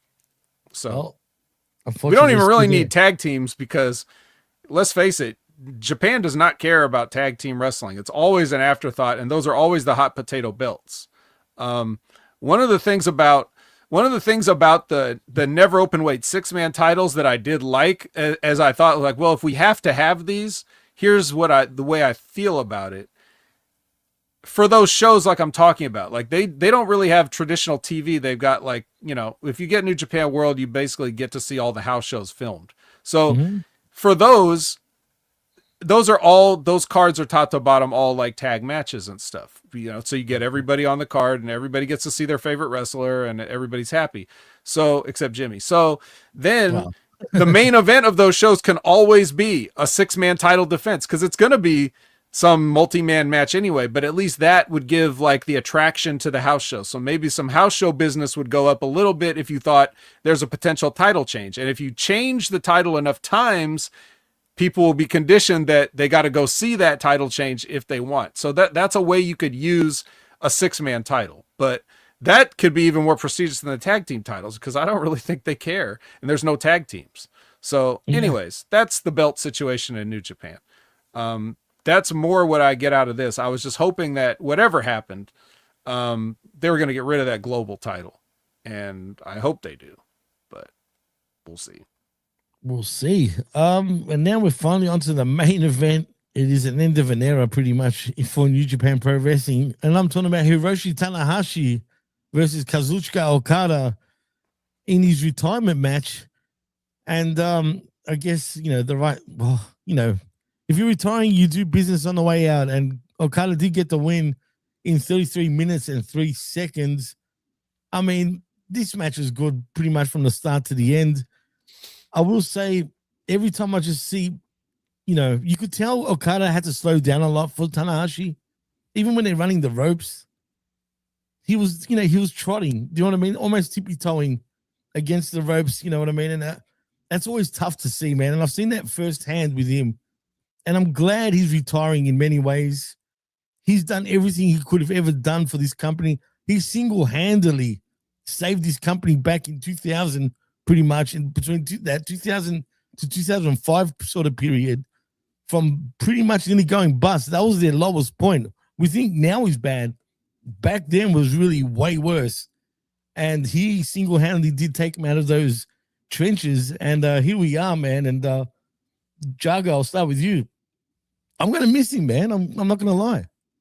Well, I have a feeling that you won't miss him too much, because it's Tanahashi and he's a camera whore and an egomaniac, and he's still the president of New Japan Pro Wrestling, right. So he will be around, and he can't avoid being on camera.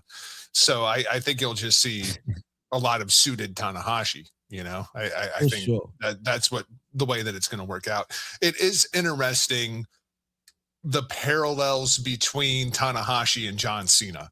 I was waiting for that. Their retirements happening so closely together, and seeing the way that the two companies handled the two sets of retirements. Like, this is the retirement that John Cena really wishes that he had, is kind of how it felt to me. I thought the match was fantastic.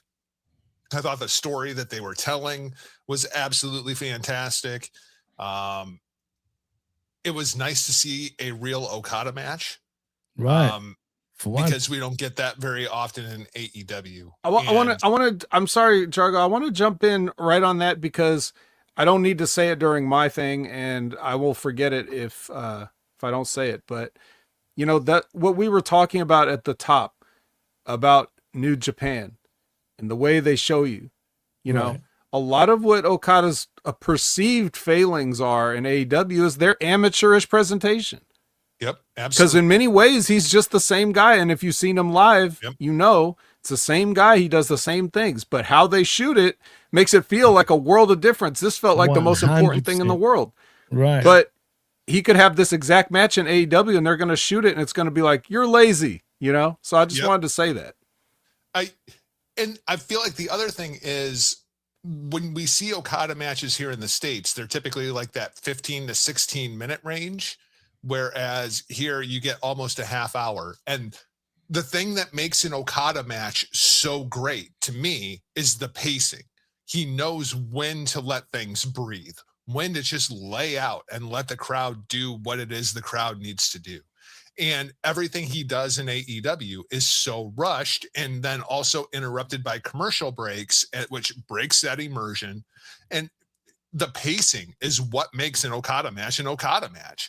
And when he all of a sudden fires up and hits 5-6 moves in a row, and then he lays out for 30 seconds, makes a hell of a difference versus, you know, you come back from break after 3 minutes of not being in the match and he hits like 6 moves and then he lays out for 30 seconds and it looks like he's just lazy because all he did was hit 6 moves. You know, he's hurt and he's old and he's fucking tired and he works with fucking children. Yeah. Right. It was really nice to see a real Okada match, and Tanahashi is a master too. You know, like those two guys, they've always been magic together. They've always had great chemistry. I love the Shibata PK. I love the shout out to Nakamura and the Bumaye. You know, he even almost did the pose in the corner. He tried, but you know, Tanahashi only bends like that far versus Nakamura's like, you know, that far. But there was a lot of great storytelling here. And I wonder how much casual fans got of it, because there were so many callbacks to so many matches between Okada and Tanahashi throughout the course of the years that were part of the story. But it was interesting to see Okada finally break Tanahashi's fighting spirit. But in order to do that, he had to be the Rainmaker. He couldn't be this AEW concoction of whatever Kazuchika Okada is. He had to be the real Rainmaker in order to finally put Tanahashi down. Like, there's something beautiful in that. Like, it just the symmetry that they brought together throughout this entire match. I thought it was fantastic. I absolutely love this match. It's not going to be a 5-star match that people are going to talk about for decades. But as far as a retirement match for Hiroshi Tanahashi, I thought it was almost perfect. It was a good way to go, put it that way. Vet, how do you feel? Do you agree with Jargo? Was this the best way to go? And did the match live up to your expectations? Yeah, it was the best. It was the only way. It just had to be this. Even if had they done what they talked about with Nakamura, that wouldn't have been this. So I'm glad it was this. You think so? Yeah, Nakamura's not that good. You know, I mean, back in the day, he used to be. I'm not sure. I know, but we're not talking about back in the day. That's true. We're talking about now. Nakamura couldn't carry Tanahashi to this match. Yeah, no At way. this point in his career. Right. No, that's true. Yeah, and that's the thing. Nakamura was carried. You know, that's what I'm saying, young Nakamura was still carried. So you just have to understand that these guys have wrestled on a major stage in like a big profile match like this somewhere around 20 times, probably less, just like a little bit less. They have 20 major main event matches. They've all been excellent. I remember because you guys were watching a lot of this, you know, when it was happening, but I came in a little bit later. I didn't start watching until 2017. Oh, really? But I watched a lot from 2017. I watched everything from 2017, and I went back and I watched some stuff, and I watched all their matches, like their historic series of matches, you know. And one of the things I found interesting when I was watching it is because everybody kind of remembers the Rainmaker shock, right? They always talk about that. They always bring that up, which is when Okada basically won the belt with his second match back, right? His first match, though, was at Wrestle Kingdom against who, Jargo? Yoshi Bon Jovi. That's right. You love him still, don't you? Don't you, Jargo? And that match was the absolute drizzling shit. So you can imagine everybody being scared for Okada the same way we're scared for guys like Uemura, but the difference with Uemura and guys like him is that they've had a much longer time to prove themselves, and they've proven that they don't have it.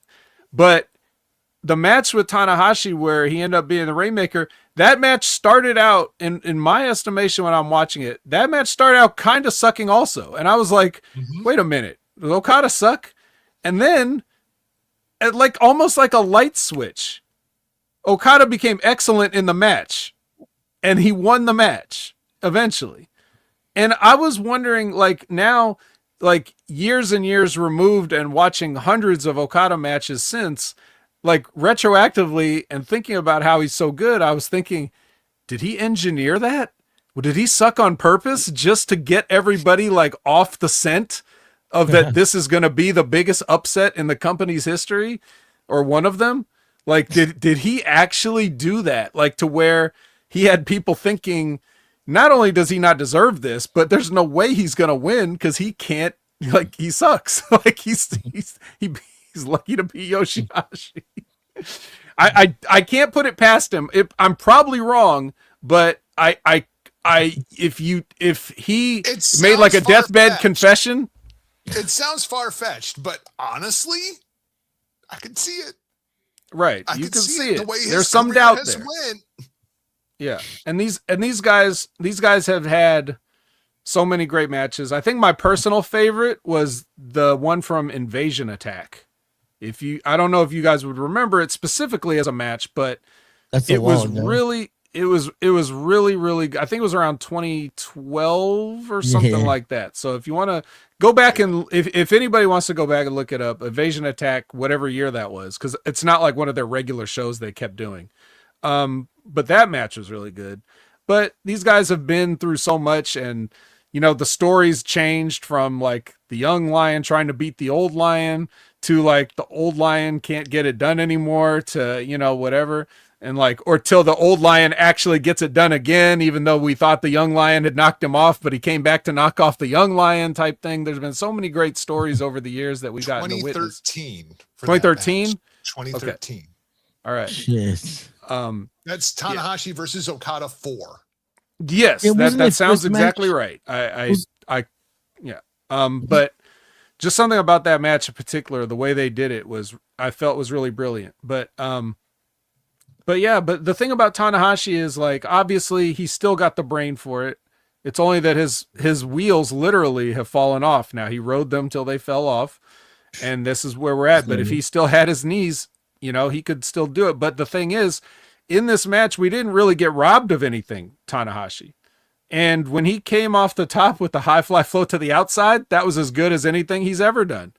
Sure. He only had to do it the one time, and he did it early to make sure that he could do it, but he did it. And what we talk about on the Wreckage, Jimmy, the other day is how Okada can have your match because he's not going to hurt you. Right. When you're at the end of your run and you can barely do anything, but you can do just enough. Okada does not have any match that you can't have. He's engineered his entire career around being able to have his match no matter who it is, whether it's somebody that can do anything or somebody that can do nothing. His match never changes, and that's one of the reasons that he's a genius, because he knew he's going to be facing guys at the end of their careers just as much as he's facing guys at the start of their careers.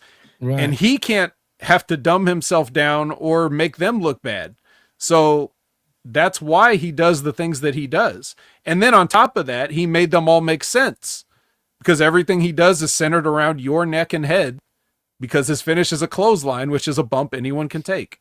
No matter, he could have had Hulk Hogan's match right before he died. He could have pulled Hulk Hogan off his deathbed and had a match with him, because that's just how good he is. So this match, even though it looked like you could tell Tanahashi's in a lot of pain and its time is up, but the match itself on paper was the same match that they've always had. And so that's why it was great that they were able to deliver that one last time. And most people don't get a last match this good.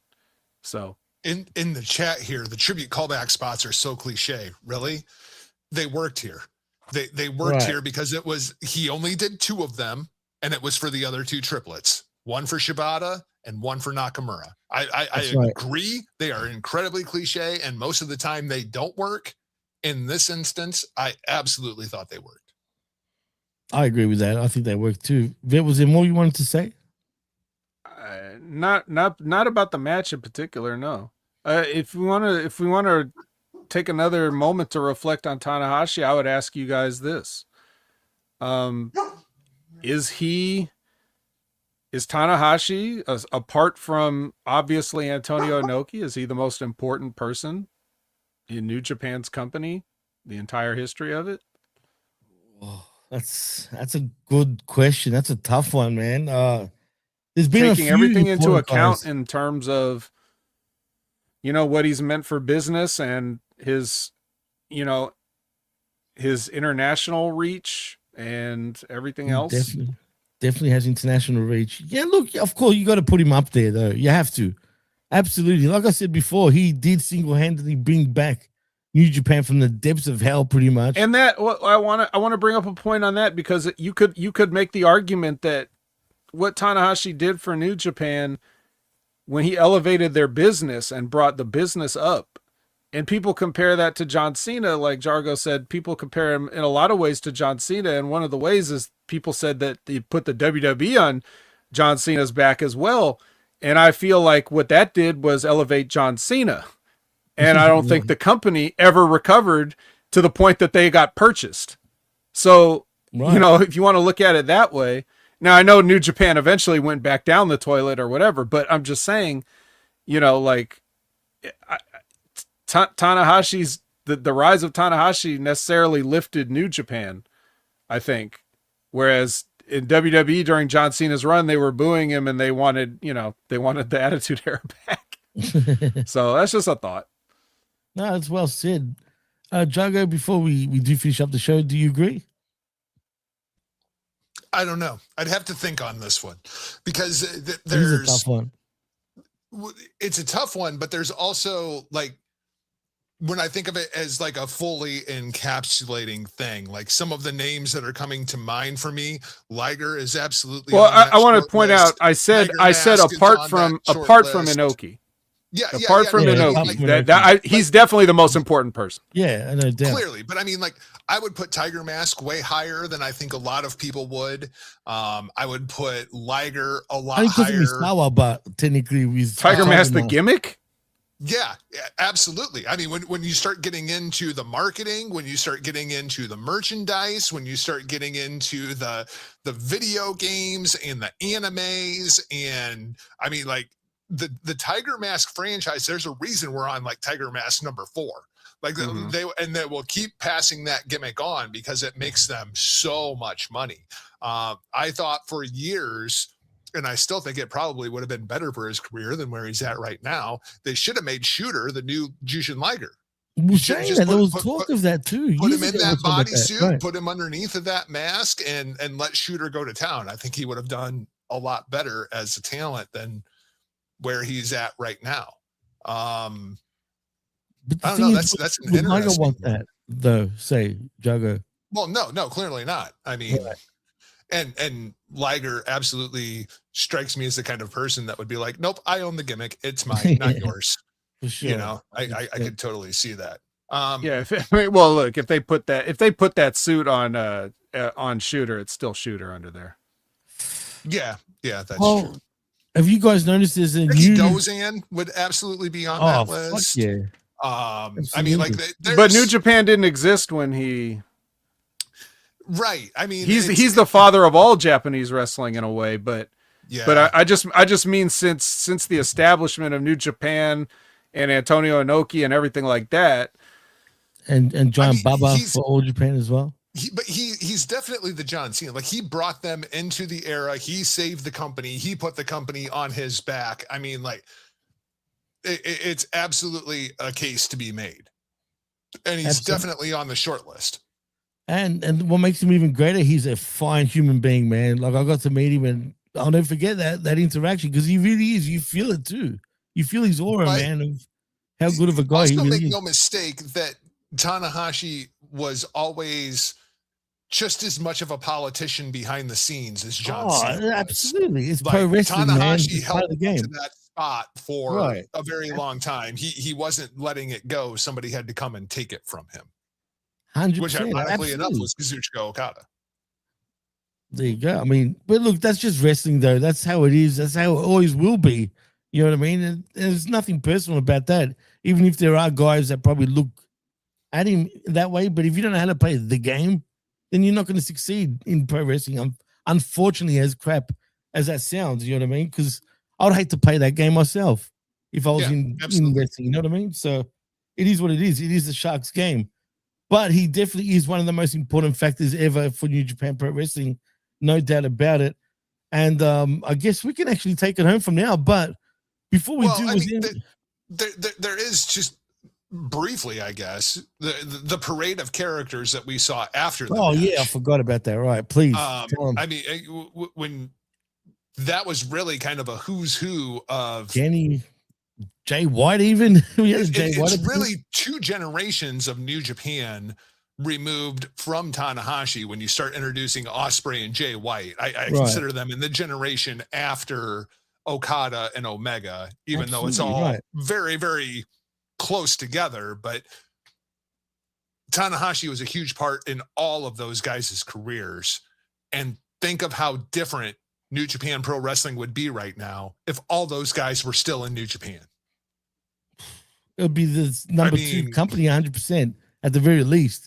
That's what AEW has really done to the professional wrestling landscape. When you look at Ospreay and Jay White and Kenny Omega and Kota Ibushi, Kazuchika Okada, like crazy.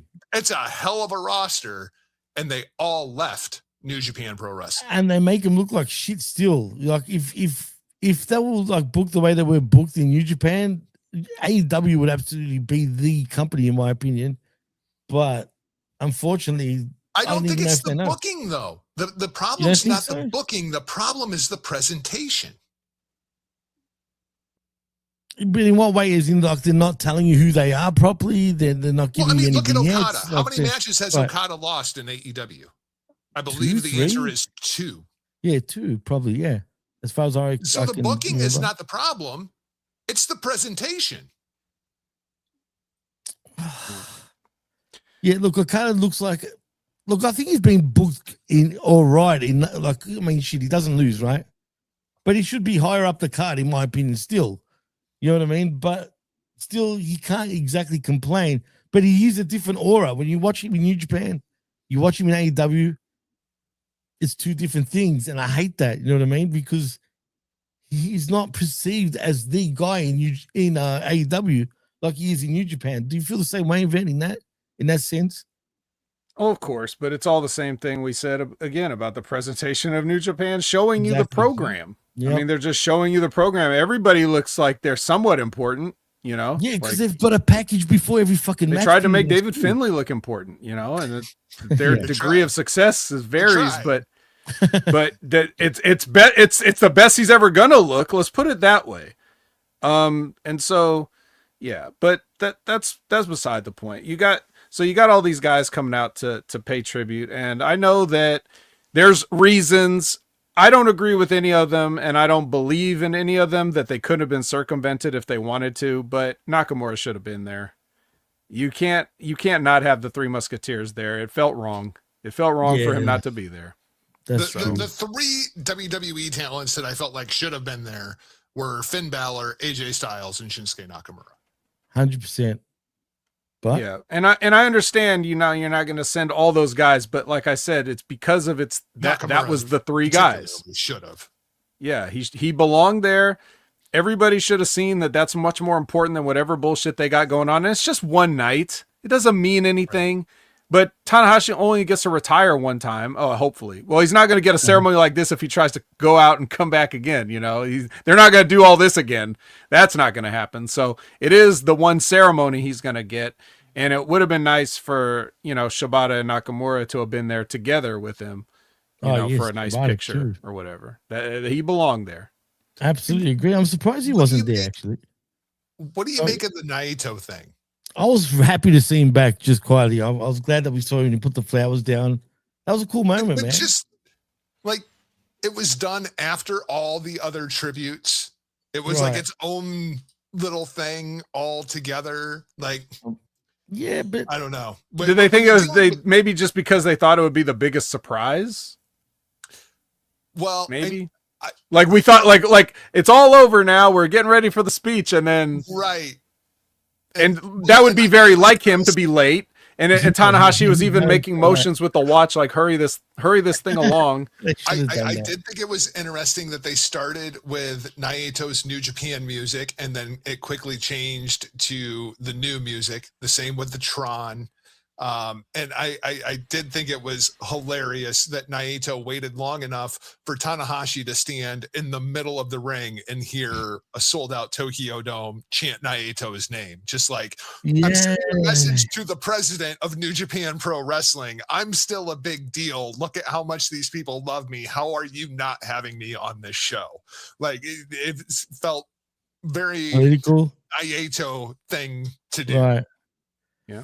But the reality of it is, I mean, the reality of it is he can't go anymore either. No, he's done. His legs are short. He's like, I'll probably never wrestle in this ring again. And then quickly cut to Tanahashi. He's just like, yeah. You're not going to wrestle here ever again. Like, you can just see it on his face. I hope that's not the last time, but like Vet said, it's true. He's been done really for a good 4 years now, man. At this point, his knees are shot. His eyes are shot. Right. I mean, you can't see what you're doing and you can't do what you're doing. It presents to be a little bit of a problem. I did love Bushi misting the flowers. I thought that was absolutely hilarious. I popped for that. That was cool. That was definitely cool. And we did get a who's who pretty much of the last generation of New Japan Pro Wrestling wrestlers and legends, of course. But it was cool. I didn't cry, by the way, Zane, not like I did with Jushin Thunder Liger, I'm not going to lie. Only because of Suzuki. When he bowed down, that was a moment for me. Call me a mark, call me whatever you want. That got Suzuki me. tried to literally murder Jushin Thunder Liger. So much, man. The way he just, you know what I mean? That you can never book a better retirement match than that, in my opinion. That is the best retirement match I ever saw in my life. Just because of the drama of it and just the psychology of it and the story behind it, it was just too good. But nevertheless, this was still great. Just wasn't as good as Liger's retirement. And Liger did deserve that sort of, absolutely retirement match, 100%. Well, fellas, before we go, Tanahashi literally became a parade float at the end, where they pushed him around the entire arena. But still, it's so him though, man. At the same time, yeah, it was. It was all very fitting. I appreciate it. And I know we're not going to spend, we're almost done here. And we don't want to spend any time on New Year's Dash really other than what we already talked about. But I did want to say, because I did watch that main event, like I'm the guy. How was that not on the Wrestle Kingdom card?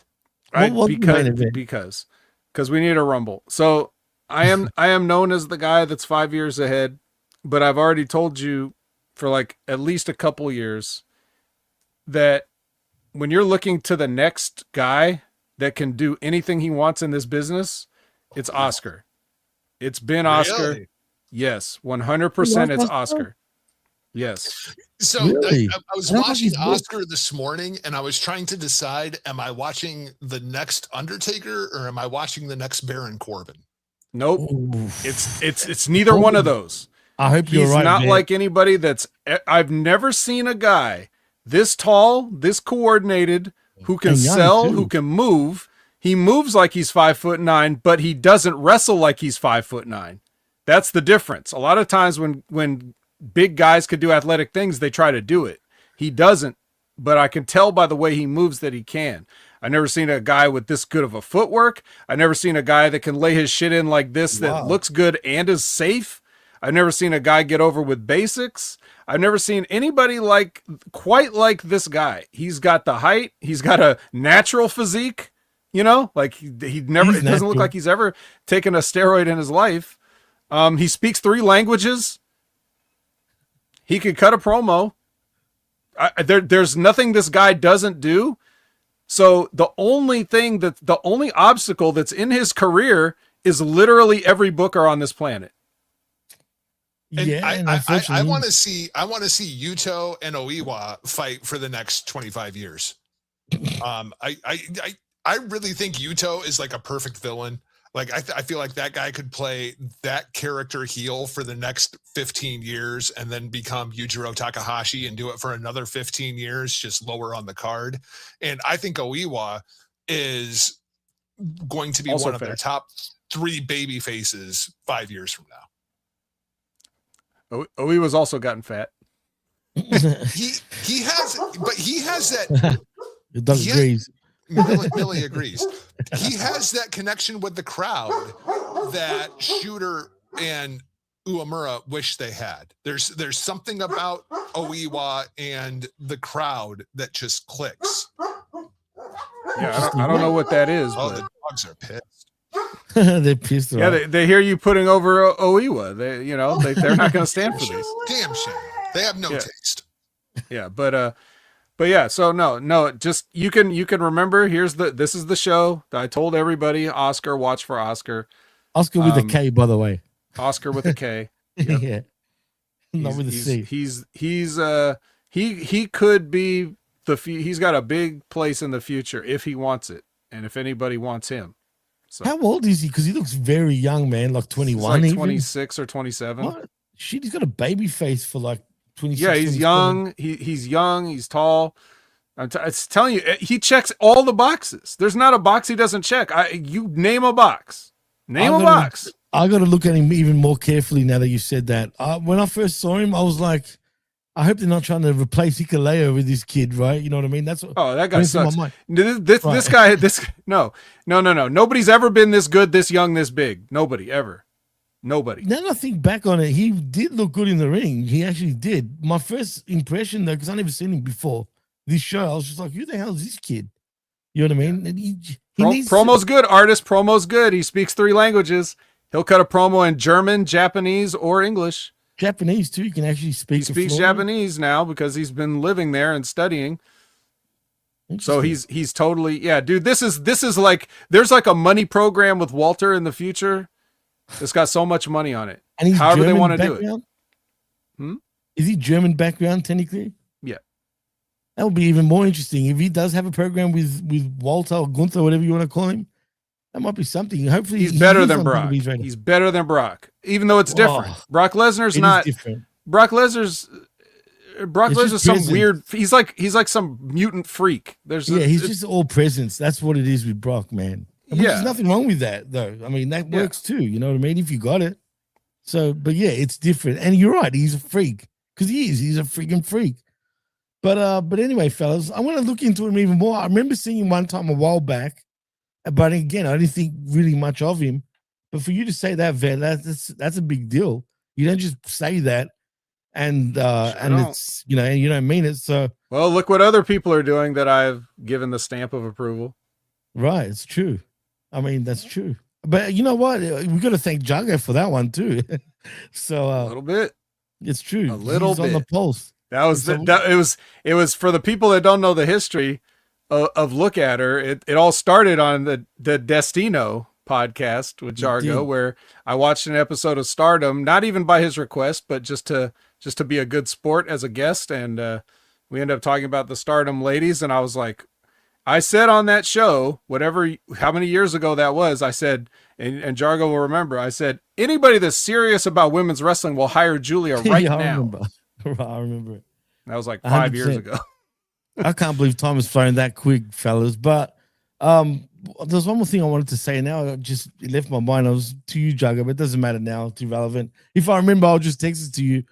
But in saying that, fellas, I guess it's time to take it home. We did do a perfect 2 hours.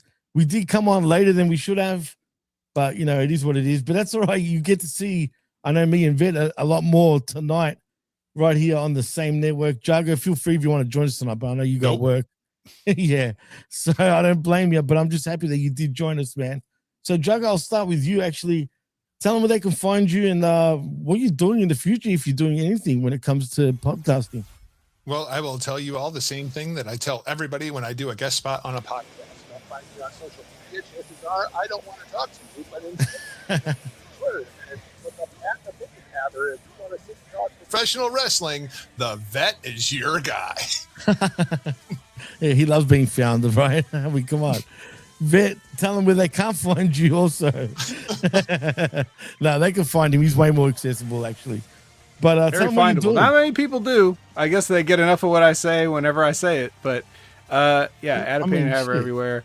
all your favorite social media platforms, here on HMG and all the shows I do, and go watch all the shows I tell you to watch. Nice. As far as I go, look out for I Like a Raw tonight.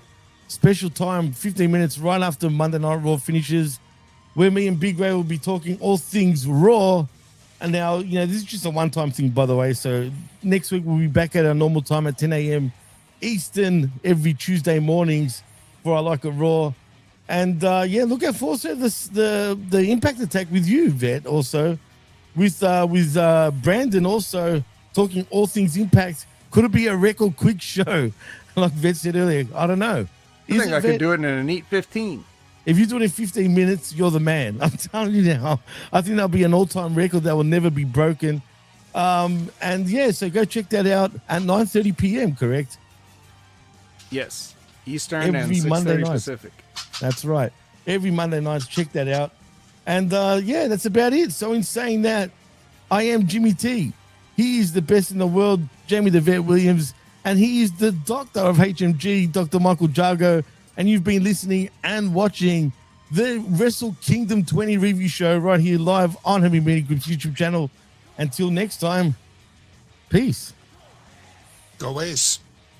Go Ace.